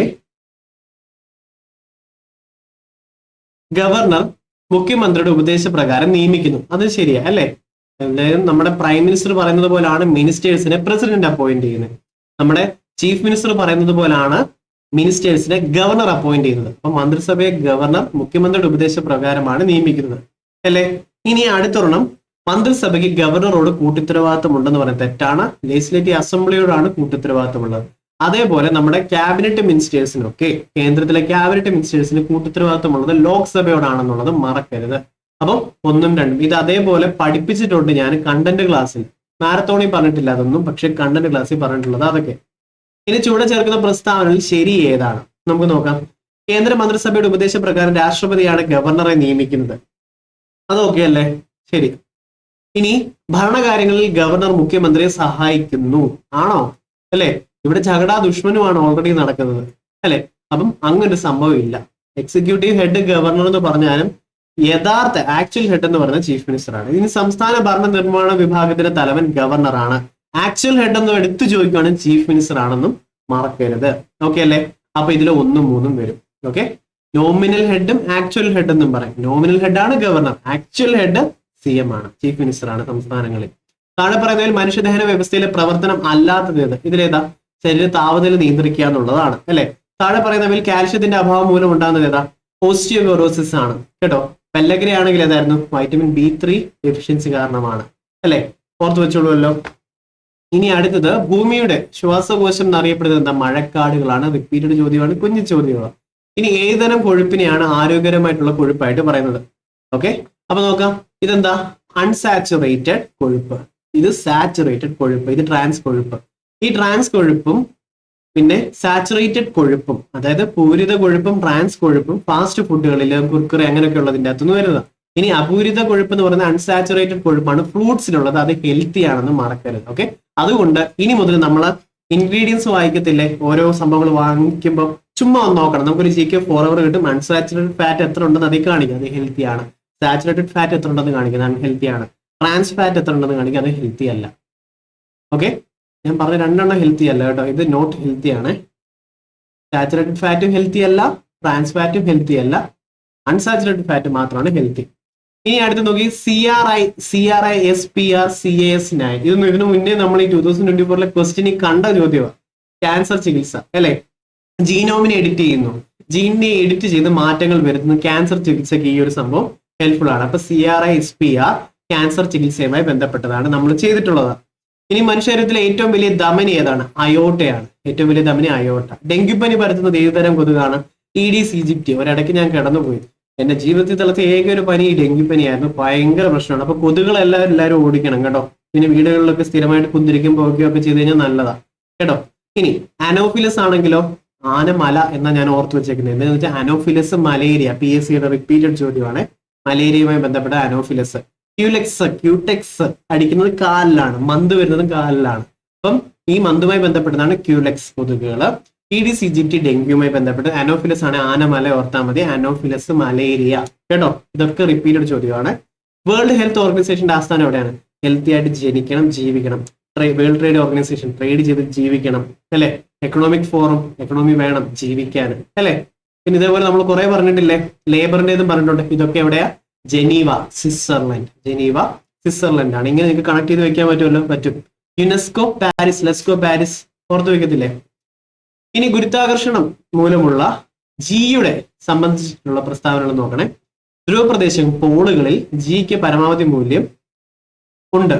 അത് ശരിയല്ലേ? എന്താ, ഒരു സ്പെറിക്കൽ ഷേപ്ഡ് ആണ് അല്ലേ? പെർഫെക്റ്റ് സ്പെറിക്കൽ തന്നെ മിക്കവാറും വരും. ഓക്കെ, ഇതേ അപ്പൊ ഈ ഭാഗത്ത് വിഡ്ത് കൂടുതലാണ് അല്ലെ? നമ്മുടെ കോറുമായിട്ട് ഇവിടെ ലെങ്ത് കൂടുതലും ഇവിടെ കുറവുമാണ്. അതുകൊണ്ട് തന്നെ പോൾ പ്രദേശത്ത് ജി കൂടുതലാണ്. പോൾ പ്രദേശങ്ങളിൽ ജി കൂടുതലാണ്. ഇനി ഭൂമധ്യരേഖ പ്രദേശത്ത് ജിക്ക് പരമാവധി മൂല്യം ഉണ്ടെന്ന് പറയുന്നത് തെറ്റാണ്. ജിയുടെ വാല്യൂ കുറവാണ്. ഇനി ഇതൂടെ ഓർത്തോണം, വില 0 ആയിരിക്കും. ശരിയാ അല്ലെ? നടുഭാഗത്തായിട്ട് ജിയുടെ വില 0 ആയിരിക്കും എന്നുള്ളത് ശരിയാണ്. ഇത് റിപ്പീറ്റഡ് ചോദ്യമാണ്. ആണോ അല്ലേ? 2023-24 ക്വസ്റ്റ്യൻസ് എടുത്ത് നോക്കി കഴിയുമ്പോൾ റിലേറ്റഡ് ആണ് ഈ ചോദ്യങ്ങൾ. ആണോ? ആണ്. ഇതിന് മുന്നേ ഇത് വന്നിട്ടുള്ള അതേപോലെ തന്നെ ഞാൻ ഇപ്പോഴും വായിച്ചിട്ടുള്ളത്. ഇനി അടുത്തത്, എച്ച് ഉയരത്തിൽ നിന്നും താഴേക്ക്. എച്ച് ഉയരത്തിൽ ഇരിക്കുവാണെങ്കിൽ അവിടെ കൂടുതലായിട്ടുള്ള പൊട്ടൻഷ്യൽ എനർജി, അത് മൂവ്മെന്റിലേക്ക് താഴേക്ക് വീഴുമ്പോഴാണ് കൈനറ്റിക് എനർജി ആകുന്നത് അല്ലെ? അപ്പൊ നോക്കിക്കേ, അപ്പൊ അതിന് സ്ഥിതികോർജവും ഗതികോർജവും തമ്മിലുള്ള അനുപാതം h/2 ഡിസ്റ്റൻസ് വരുന്നത് ട്രാവൽ ചെയ്ത് കഴിയുമ്പോൾ അതിന്റെ അനുപാതം എന്താ? 1:1 ആണ്. പകുതി ആയപ്പോഴേ എന്തായി? പകുതി പൊട്ടൻഷ്യൽ എനർജി പകുതി കുറഞ്ഞു, പകുതി കൈനറ്റിക് എനർജി കൂടുകയും ചെയ്തു. ഈക്വൽ ആണ്, 1:1 വരും. അപ്പൊ കേട്ടോ. ഇനി താഴെ പറയുന്നവയിൽ മാധ്യമങ്ങളെ അവയിലൂടെയുള്ള ശബ്ദ തരംഗങ്ങളുടെ പ്രവേഗത്തിന്റെ അടിസ്ഥാനത്തിൽ ആരോഹണക്രമം ചെറുതീന്ന് വലുതിലോട്ട്. ഓക്കെ, ആരോഹണക്രമം ചെറുതീന്ന് വലുതിലോട്ട്. അപ്പം ശബ്ദം ഏറ്റവും ട്രാവൽ ചെയ്യാൻ സ്പീഡ് കുറവ് എവിടെയായിരിക്കും? വായുവില അല്ലെ?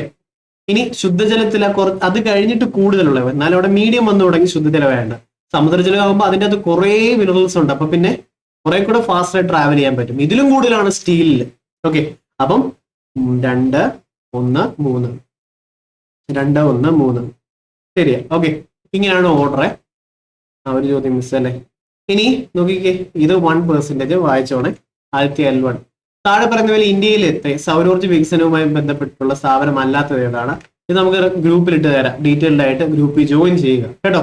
അപ്പൊ ഫ്രീ ആയിട്ടുള്ളത്. അത് മാത്രമല്ല, നിങ്ങളെ പോലെ പല ഡൗട്ടുകൾ ഉള്ളവര്, അല്ലെങ്കിൽ ക്ലാരിഫിക്കേഷൻ വേണ്ടത്, അല്ലെങ്കിൽ ഒരു സംഭവം കമന്റ് ചെയ്ത് എനിക്ക് ഇന്നതൊക്കെ പ്രശ്നങ്ങളുണ്ട് എന്നൊക്കെ ഉണ്ട്, ഇങ്ങനെ പഠിച്ച ശരിയാവും ഫ്രണ്ട്സ് എന്നുൾപ്പെടെ ചോദിക്കാൻ പറ്റിയ ഒന്നൊന്നര ഗ്രൂപ്പാണ് ഈ ഗ്രൂപ്പ്. നിങ്ങൾ വരിക, എല്ലാവരോടും ഫ്രണ്ട്ലി ആകുക, സ്റ്റഡി സർക്കിൾ മെയിൻറ്റെയിൻ ചെയ്യുക, ഡെയിലി ക്യൂസിൽ പങ്കെടുക്കുക, ഇതേപോലത്തെ ക്വസ്റ്റ്യൻസ് സെറ്റ് ആക്കി എടുക്കണം കേട്ടോ. ഓക്കെ, താഴെ പറയുന്ന പോലെ ഏത് സംയുക്തത്തിന്റെ നിർമ്മാണത്തിനാണ് സ്പോഞ്ചി അയൺ? റിപ്പീറ്റഡ് ചോദ്യമാണോ? അമോണിയ അല്ലെ? അതേപോലെ റിപ്പീറ്റഡ് ആണ് H2SO4. സൾഫ്യൂരിക് ആസിഡിന്റെ ഏതാ ഉപയോഗിക്കുക? V2O5. വനോഡിയം അല്ല, വനേഡിയം പെന്റോക്സൈഡ് ഉപയോഗിക്കുന്നു. റിപ്പീറ്റഡ് അല്ലേ? ഇനി കലാമിൻ ഏത് ലോകത്തിന്റെ അയിരാണ്? കലാമിന് സിങ്ക് ആണോ? ഇത് റിപ്പീറ്റഡ് അല്ലേ? എല്ലാ തവണയും നമ്മൾ പറയുന്ന ഒരു സംഭവം തന്നെയാണ്. അതേപോലെ അലുമിനിയത്തിൻ്റെത് അലുമിനിയം ബോക്സൈറ്റ്, ഇരുമ്പിൻ്റെത് ഹെമറ്റൈറ്റ് HI, AB, അലുമിനിയത്തിന്റെ ABCD ഇങ്ങനെ പോയാൽ മതി. Aluminium bauxite PFG HI, haematite iron കേട്ടോ. അപ്പൊ ഇത്ര ഓർത്ത് വെച്ചോളൂല്ലോ. ഇനി അടുത്തത് മാലക്കൈറ്റ് അല്ല ചെമ്പ്. കമന്റ് ചെയ്ത് കൺഫേം ചെയ്യണേ. താഴെ പറയുന്നവയിൽ തെറ്റായിട്ടുള്ള പ്രസ്താവന ഏതാണ്? ന്യൂട്രോൺ ഇല്ലാത്ത മൂലകമാണ് ഹൈഡ്രജൻ. അത് ശരിയല്ലേ? ആണല്ലോ, ന്യൂട്രോൺ ഇല്ലാത്ത മൂലകമാണ് ഹൈഡ്രജൻ. ഓക്കെ, അപ്പൊ അത് സെറ്റായി. ഇനി അടുത്തത്, ഇലക്ട്രോൺ നെഗറ്റിവിറ്റി ഏറ്റവും കൂടുതലുള്ള മൂലകം ഫ്ലൂറിനാണ്. 100 തവണ കൂടുതൽ ചോദിച്ചിട്ടുള്ള ചോദ്യം കേട്ടോ, റിപ്പീറ്റഡ് ആയിട്ടുള്ള. അടുത്ത ഇനിയും വരുവേ. ആറ്റോമിക് നമ്പർ, മാസ് നമ്പർ എന്നിവ വ്യത്യസ്തമായ മൂലകമാണ് ഹൈഡ്രജൻ. നിങ്ങൾ നോക്കിക്കേ, ആറ്റോമിക് നമ്പർ എന്ന് പറയുമ്പോൾ പ്രോട്ടോണിന്റെയോ ഇലക്ട്രോണിന്റെയോ നമ്പറാണ്, എണ്ണമാണ്. ഓക്കെ, അതാണ് ആറ്റോമിക് നമ്പർ എന്ന് പറയുന്നത്. ഓക്കെ, അതെന്ന് പറയുന്നതാണ് ആറ്റോമിക് നമ്പർ. എന്നാൽ മാസ് നമ്പർ എന്ന് പറയുമ്പോൾ പ്രോട്ടോണിന്റെ ഇലക്ട്രോണിന്റെ എണ്ണം പ്ലസ് ന്യൂട്രോണിന്റെ എണ്ണമാണ്. ഹൈഡ്രജന് ന്യൂട്രോൺ ഇല്ലല്ലോ, 0 അല്ലേ? അപ്പൊ ആറ്റോമിക് നമ്പറും മാസ് നമ്പറും ഹൈഡ്രജന്റെ സെയിം അല്ലേ വരത്തുള്ളൂ. അപ്പൊ ഈ കൂട്ടത്തിൽ തെറ്റായിട്ടുള്ളത് ഇതാണ്. ഓക്കെ അല്ലേ?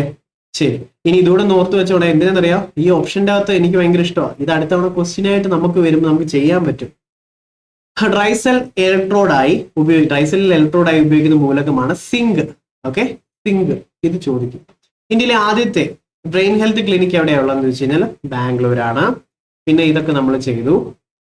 ഇനി നോക്കിക്കേ, ഭൂതരായൻ നമ്മൾ കണ്ടല്ലോ, ഗ്രൂപ്പ് ചെയ്ത് പോൾ ചെയ്ത് പഠിക്കുക. നിങ്ങളൊരു പോൾ ചെയ്യുമ്പോൾ തെറ്റുമ്പോൾ കൂടുതൽ ഓർത്തിരിക്കും. അത് ജസ്റ്റ് ഒന്ന് ക്ലിക്ക് ചെയ്താൽ മതി. അതിന് വേണ്ടി ഒരു ഡെയിലി 1/2 മണിക്കൂർ ആ ഗ്രൂപ്പിൽ കയറി പോളിംഗ് ചെയ്യാൻ വേണ്ടി മാത്രം ഉപയോഗിക്കണേ കേട്ടോ. ഇനി അടുത്ത് നോക്കിക്കേ, ഭൂതരായൻ. നമ്മളിപ്പോ ഇത് ആർട്സ് എന്നുള്ള മാരത്തോണി എടുത്തിട്ടുണ്ട്. ഭൂതം വരുന്ന അപ്പന്മാർ പറഞ്ഞ് പേടിപ്പിച്ചാൽ കഴിപ്പിക്കുന്നു പറഞ്ഞു അല്ലെ? രാമവർമ്മ അപ്പൻ തമ്പുരാന്. വെട്ടത്ത് സമ്പ്രദായം, കഥകളി പണ്ട് കളിക്കുമ്പോൾ വിളക്ക് കത്തിച്ച് വെട്ടത്ത് വെച്ചാണ് കളിക്കുന്നത്. അപ്പൊ കഥകളിയുമായി ബന്ധപ്പെട്ടതാണ് വെട്ടത്ത് സമ്പ്രദായം. ഇനി മഹാകവി P. കുഞ്ഞിരാമൻ നായരെ കുറിച്ച് മേഘരൂപൻ എന്ന കവിത എഴുതിയത് ആരാണ്? മേഘരൂപൻ ആരാ? അപ്പൊ ഇതിന് കിഡ്ലൻ കോഡ് നമ്മുടെ ആർട്സ് മാരത്തോണിക് സ്റ്റുഡൻസ് തന്നെ കമന്റ് ചെയ്തിട്ടുണ്ട്. നിങ്ങൾ വായിച്ചു നോക്കി പഠിക്കണം. മേഘരൂപൻ കേട്ടോ. ആറ്റൂർ രവിവർമ്മ. ആദ്യമേ സന്തോഷ് ട്രോഫി ഫുട്ബോൾ കിരീടം കേരളം നേടിയത് എപ്പോഴാണ്? 73-ലാണ്. ഇത് റിപ്പീറ്റഡ് ചോദ്യമാണ്. ഓക്കെ, ഇതിൽ ടഫ് ചോദ്യങ്ങൾ വന്നു, ശരിയാ. സ്റ്റേറ്റ്മെന്റ്സിന്റെ എണ്ണം കൂടി, ശരിയാണ്. സിലബസിന്റെ പുറത്തുനിന്ന് ചോദിച്ചത് ഞാൻ പറയും എനിക്കത് ശരിയാണ്. കാരണം ഈ 10th ക്ലാസ്സിൽ വരേണ്ട എക്കണോമിക്സും IT-യുടെ ചോദ്യ നിലവാരവും അല്ല അവിടെ കണ്ടിട്ടുള്ളത്. അത് ഡിഗ്രി ലെവൽ പ്രിലിംസിന് ഇട്ട് കഴിഞ്ഞാൽ ഓക്കെ ആയിരുന്നു. അപ്പോഴും അത് പാടാന്ന് പറഞ്ഞ ആൾക്കാർ വരും. ഓക്കെ, എനിവേ ഇത് ഇവിടെ വരേണ്ടതല്ലായിരുന്നു. പക്ഷെ ഇതിൽ ഒത്തിരി ചോദ്യങ്ങൾ റിപ്പീറ്റഡ് ആണ്, റിലേറ്റഡ് ആണ് കേട്ടോ. അപ്പം നമുക്ക് എന്തെങ്കിലും സംഭവങ്ങളെ ഇനി എന്താ പറയാ ബ്ലെയിം ചെയ്ത് നമ്മുടെ ടൈം കളയുന്നതിന് പകരം ഇനിയുള്ള ബാക്കിയുള്ള റിലേറ്റഡ് പഠിച്ചു പോകാം. ഈ ക്വസ്റ്റിന്റെ കുഴപ്പങ്ങൾ ഞാൻ പറഞ്ഞു തന്നു. ഇത് എത്രയും മോശമായി പോയി PSC പരിപാടി ചെയ്തത്. ഓക്കെ, 2023 Under-17 FIFA ലോകകപ്പിന് ആദ്യത്തെ വഹിച്ചത് ഏത് രാജ്യമാണ്? ഇന്തോനേഷ്യ. പിന്നെ മലയാള വിഭാഗത്തിൽ കേന്ദ്ര സാഹിത്യ അക്കാദമിയിൽ 2023 ബാലസാഹിത്യ പുരസ്കാരം പ്രിയ. ഓക്കെ, ഇനി പേഴ്സണൽ ഡേറ്റകൾ എടുക്കുന്നത് എന്താ നമ്മൾ പറഞ്ഞു? ഫിഷിംഗ് ആണ്. നമ്മൾ ഒരു ക്ലിക്ക് ചെയ്ത് കഴിയുമ്പോൾ ഇങ്ങോട്ടോട്ട് പോകണം എന്നുള്ളതിന് അവർക്ക് നമ്മളൊരു വിവരം കൊടുക്കും. അതൊരു പാക്കറ്റ് ആയിട്ടാണ് പോകുന്നത്. അതിൻ്റെ ഒരു ഹെഡിങ് ഉണ്ട്, ഹെഡർ ഉണ്ട്. അത് നോക്കി റൂട്ടറാണ് ആ റൂട്ടിൽ കയറ്റി വിടുന്നത്. ഓർത്ത് വെച്ചോണം. ഇതൊക്കെയാണ് IT-യിൽ നിന്ന് ചോദിച്ചിട്ടുള്ളത്. പക്ഷേ ഈ നിലവാരം ഇവിടുത്തെ പറ്റിയതല്ല, അത് മോശമായി പോയി. ഓക്കെ, പക്ഷേ ഇനി ടൈം കളയാതെ ഇത് റിലേറ്റഡ് പഠിക്കണം. നിങ്ങൾക്ക് ഉറപ്പായിട്ട് ഇവിടുന്ന് റിലേറ്റഡ് വരും. ഡാം എന്നുള്ളതൊരു മാൽവെയർ ആണ്, ഒരു വൈറസ് ആണ്. ഇതാണ് ഓഗ്മെന്റഡ് റിയാലിറ്റി കേട്ടോ. ഇനി നമുക്ക് ബാക്കിയോടെ നോക്കാവേ. ഉപഭോക്തൃ സംരക്ഷണ നിയമം 2019 പ്രകാരം ഏത് ഉപഭോക്തൃ അവകാശമാണ് ഉറപ്പ് നൽകുന്നില്ല? ഇത് നമ്മുടെ ഏതാ സുപ്രധാന നിയമങ്ങൾ നമ്മുടെ ടോപ്പിക്കിന്റെ അകത്ത് എടുത്തിട്ടുള്ളതാണ്. തിരഞ്ഞെടുക്കാനുള്ള അവകാശമുണ്ട്, റൈറ്റ് ടു ചോയ്സ് അല്ലെ, റൈറ്റ് ടു ചൂസ്. ചൂഷണത്തിനെതിരെയുള്ള അവകാശം, ഇതാണ് കൂട്ടത്തിൽപ്പെടാത്തത്. റൈറ്റ് ടു ബി ഹേർഡ്, കേൾക്കാനുള്ള അവകാശമുണ്ട്, പരിഹാരം കാണാനുള്ള അവകാശമുണ്ട്. ചൂഷണത്തിനുള്ള അവകാശമാണ് ആ കൂട്ടത്തിൽ പറയാത്തത് കേട്ടോ. അതേപോലെ PC ചോദിച്ചാൽ വിലപേശാനുള്ള അവകാശം, അത് നമുക്ക് ഓൾറെഡി ഉള്ളത്. അതിന് കൺസ്യൂമർ റൈറ്റ്സിന്റെ അകത്ത് പറയുന്നില്ല, അത് എടുത്തു പറയുന്നില്ല എന്ന് ഓർത്ത് വെച്ചോണം. അതും ആൻസർ ചെയ്യായിട്ട് PC വെച്ചിട്ടുണ്ട്. ദേശീയ വനിതാ കമ്മീഷന്റെ പ്രവർത്തനങ്ങൾ ഇതിൽ വ്യക്തമാക്കിയിട്ടുള്ള ഏതില? 10ാം വകുപ്പിലാണ്. ഇതൊരു ടഫ് ചോദ്യമായിരുന്നു, ഒട്ടും അറിയത്തില്ല, സ്കിപ്പ് ചെയ്ത് മടിക്കണ്ട. ഇനി ഗാർഹിക പീഡനത്തിൽ നിന്ന് സ്ത്രീകളുടെ സംരക്ഷണവും 2005 പ്രകാരം ഇരകളെ നേരിട്ട് ഉപദേശിക്കാൻ ആർക്കേ പറ്റൂ? നേരിട്ട് ഉപദേശിക്കാൻ മജിസ്ട്രേറ്റിനെ പറ്റൂന്ന് ഓർത്തോണം. ഈ ലോ എൻഫോഴ്സ് ചെയ്ത് അവർക്ക് വേണ്ട സൗകര്യങ്ങൾ നടത്തി കൊടുക്കുന്നതാണ് പ്രൊട്ടക്ഷൻ ഓഫീസർ. അതുകൊണ്ട് അത് മറക്കരുത്. പിന്നെ ഇനി നമ്മൾ ഇമ്പോർട്ടന്റ് ആക്ടിൽ പഠിക്കുമ്പോൾ കമ്മീഷൻസിന്റെ വകുപ്പുകൾ പഠിക്കണം. വിവരാവകാശ നിയമത്തിന്റെ വകുപ്പുകൾ പഠിക്കണം. ഏറ്റവും കൂടുതൽ വിവരാവകാശത്തിലെ വകുപ്പുകൾ ചോദിച്ചിട്ടുള്ളത് നോർമൽ എക്സാമിന് 2ആണ്. ഓക്കെ, അത് ഇവിടെ തന്നെ ചോദിച്ചിട്ടുണ്ട്. ദേശീയ വനിതാ കമ്മീഷന്റെ ഒക്കെ വകുപ്പുകൾ ഇനി പ്രധാനപ്പെട്ടത് പഠിക്കണം, എല്ലാം കാടുകളിൽ പഠിക്കണ്ട. ഇനി 2005 വിവരാവകാശ നിയമത്തിൽ 2ാം വകുപ്പിൽ ഇനി പറയുന്നതിൽ അവകാശം ഉൾപ്പെടുന്നത് ഏതാ? ഇതെല്ലാം ഉൾപ്പെടുന്നതാണ്. മുകളിൽ പറഞ്ഞവയെല്ലാം ഉണ്ട്. രേഖകൾ സമർപ്പിക്കുന്നതും ഏതൊക്കെ രേഖകൾ എന്നുള്ളതുമായി ബന്ധപ്പെട്ടുള്ളതാണ് 2ാം വകുപ്പിലുള്ളത്. ഇനി കുട്ടികളുടെ ലൈംഗിക കുറ്റകൃത്യങ്ങളിൽ നിന്നുള്ള സംരക്ഷണം നിയമപ്രകാരമുള്ള കുറ്റം പ്രത്യേക കോടതി വിചാരണ ശേഷവും ഇനിയായിട്ടുള്ള കുട്ടി തെളിവുകൾ ഇനി പറയുന്ന പരിധിക്കുള്ളിൽ രേഖപ്പെടുത്തണം. എത്ര ദിവസത്തിനാവുക? 30 ദിവസമാണത്, അറിഞ്ഞു വെച്ചാൽ മതി. ഇനി പോക്സോ നിയമപ്രകാരം എത്ര വയസ്സ് താഴെയുള്ളത് ആ കുട്ടി? 18 വയസ്സ് താഴെയുള്ള. ബാലവേല പ്രകാരം എത്ര വയസ്സ് താഴെയുള്ള കുട്ടി? അത് 14ആണ്. ഓർത്തോണേ, ബാലവേലയുമായി ബന്ധപ്പെട്ട ആർട്ടിക്കിൾ 24ആണ്. ദേശീയ വനിതാ കമ്മീഷൻ 2024 അധ്യക്ഷ ആരാണ്? രേഖ ശർമ്മയാണ്. ഇതെല്ലാ ക്വസ്റ്റ്യൻസും നമ്മൾ പറഞ്ഞതാണ് അല്ലെ, എല്ലാ ക്വസ്റ്റ്യൻസും നമ്മൾ പറഞ്ഞിട്ടുള്ളത് ഓൾമോസ്റ്റ്. പോട്ടെ, ഹാൻഡ് കൺസീഫിന്റെ ശരിയായിട്ടുള്ള സ്പെല്ലിംഗ് ഇതാ. ഇത് റിപ്പീറ്റഡ് ചോദ്യമാണ്, ഇത് പുത്തൻ ചോദ്യം. A dog in the manager policy എന്ന് പറഞ്ഞാൽ എന്താ പറയാ? A man who prevents others from enjoying something അല്ലേ. ചില ആൾക്കാരുണ്ടല്ലോ അല്ലേ, നെഗറ്റീവ് ആൾക്കാർ കുറെ പേരുണ്ടാവും നമ്മുടെ കൂട്ടത്തിൽ. ആരെങ്കിലും ഒരാളെ നിങ്ങൾക്ക് ഇപ്പോൾ ഓർമ്മ വരും, നമ്മുടെ കൂട്ടത്തിൽ വരും. എന്തെങ്കിലും ഒരു സംഭവം കണ്ട് അപ്പോഴേ നെഗറ്റീവ് വരാം. നല്ലൊരു കേക്ക് ഉണ്ട്, കൊള്ളത്തില്ല, ടേസ്റ്റ് ഇല്ല, അല്ലെങ്കിൽ ഇടത്ത് പോയി ഇവിടെ എന്ത് ചൂടാ, പക്ഷെ ബ്യൂട്ടിഫുൾ സ്ഥലമായിരിക്കും, അങ്ങനെ എന്തെങ്കിലും ഒക്കെ പറയുന്ന ആൾക്കാർ. അപ്പോൾ one who prevents other from enjoying something എന്ന് പറയാം dog in the manager policy എന്ന് പറയും കേട്ടോ. ഇനി സ്പോട്ട് ദിയർ, ഇതിൽ ഓപ്ഷൻ ബി ആണ്. ഇനി ഫാക്സിമിലി റിപ്പീറ്റഡ് ആണ്, ഇത് റിപ്പീറ്റഡ് ആണ്, ഇത് റിപ്പീറ്റഡ് ആണ്. ഓക്കെ, ഫാക്സിമിലി എന്ന് പറഞ്ഞാൽ എക്സാക്ട് കോപ്പിയാണ് കേട്ടോ. എക്സാക്ട് കോപ്പിക്കാണ് ഫാക്സിമിലി എന്ന് പറയുന്നത്, ഫാക്സിമിലി എന്ന് പറയും. ഇനി ഇൻഡയറക്റ്റ് റിപ്പോർട്ട് സ്പീച്ച് ആക്കാം. Nevin said need I go at once, ചോദിക്കുക എന്തോ അല്ലെ. അപ്പം നെവിൻ ആസ്ക്ഡ് ആണ് correct. If he had to go just then ആണ്. ഇഫ് ഐ വരത്തില്ല, അതുകൊണ്ടാണ് ഇത് തെറ്റായത്. Nevin asked if he had to go just then ആണ്. ഇനി നൺ അപ്പോഴേ നെഗറ്റീവ് ആയിട്ടുണ്ട് ഇവിടെ. അപ്പൊ ക്വസ്റ്റ്യൻ ടാഗ് എന്തായാലും പോസിറ്റീവ് ആയിരിക്കണം. അപ്പൊ ഡോണ്ട് വരുന്നത് എല്ലാം കളയണം. Okay, none of the workmen arrived. Arrived എന്ന് പറഞ്ഞാൽ ഡിഡ് അറൈവ് ആണ് അല്ലെ. അപ്പം ഡിഡ് ദേ ആവും. ഓക്കെ, ഡിഡ് ദേ ആണ്. ഇനി അടുത്തത് ലെപ്റ്റോസ്പൈറോസിസ് എന്ന് പറയുന്നത് എന്തുമായി ബന്ധപ്പെട്ട? നമ്മുടെ റാറ്റ് ഫീവർ ഇല്ലേ, അപ്പൊ ലെപ്റ്റോസ്പൈറോസിസ് റാറ്റുമായി ബന്ധപ്പെട്ടുള്ളതാണ് അല്ലെ. A dash in hand is worth 2 in the bush. ഇതിന്റെ എന്ത് പറയാം? A bird in hand is worth two in the bush. ഇതൊരു പ്രൊവേർബാണ്, പഴഞ്ചൊല്ലാണ്. ഹീസ് ബീങ് അക്യൂസ്ഡ്, അക്യൂസിന്റെ കൂടെ വരുന്നിട്ടുള്ള സംഭവം എന്താ? ഓഫ്, അക്യൂസ്ഡ് ഓഫ് അല്ലെ. He's being accused of. Okay, he's being accused of. Ready അല്ലേ? ഇത് ഡിപ്രൈവ്ഡ് ഓഫ്, അക്യൂസ്ഡ് ഓഫ്, ഇതൊക്കെ സ്ഥിരമായിട്ട് വരുന്നതാണ്.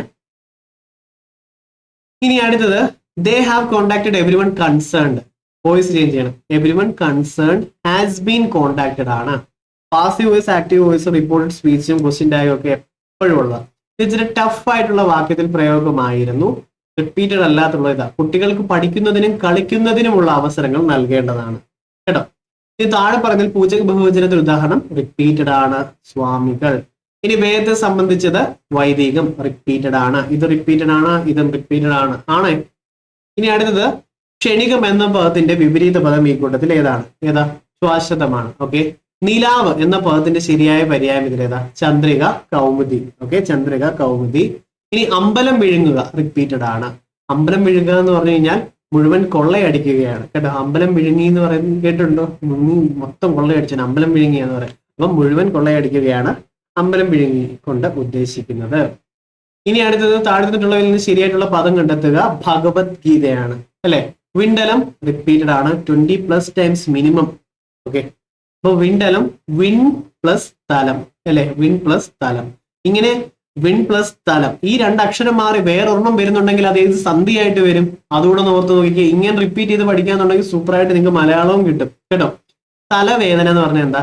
തലയുടെ വേദനയല്ല, തലയിലെ വേദനയാണ്. നമ്മുടെ ശരീരഭാഗമാണ്, തലയിലെ വേദനയാണ്. ഇനി ചന്ദനം എന്ന വാക്യത്തിന് സമാനമായിട്ടുള്ള പദം ഏതാ?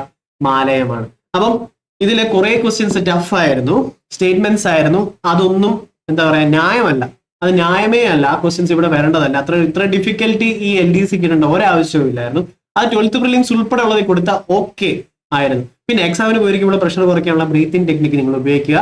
പിന്നെ ഇതുപോലത്തെ ഓരോ ടോപ്പിക് ബേസ് ക്ലാസ്സുകൾക്കായിട്ട് സബ്സ്ക്രൈബ് ചെയ്യുക. ഓക്കെ, ഓരോ കമന്റ്സും ഇമ്പോർട്ടന്റ് ആണ്. അപ്പൊ നിങ്ങൾക്ക് ഇഷ്ടമുള്ള കാര്യങ്ങളെല്ലാം പറയാം.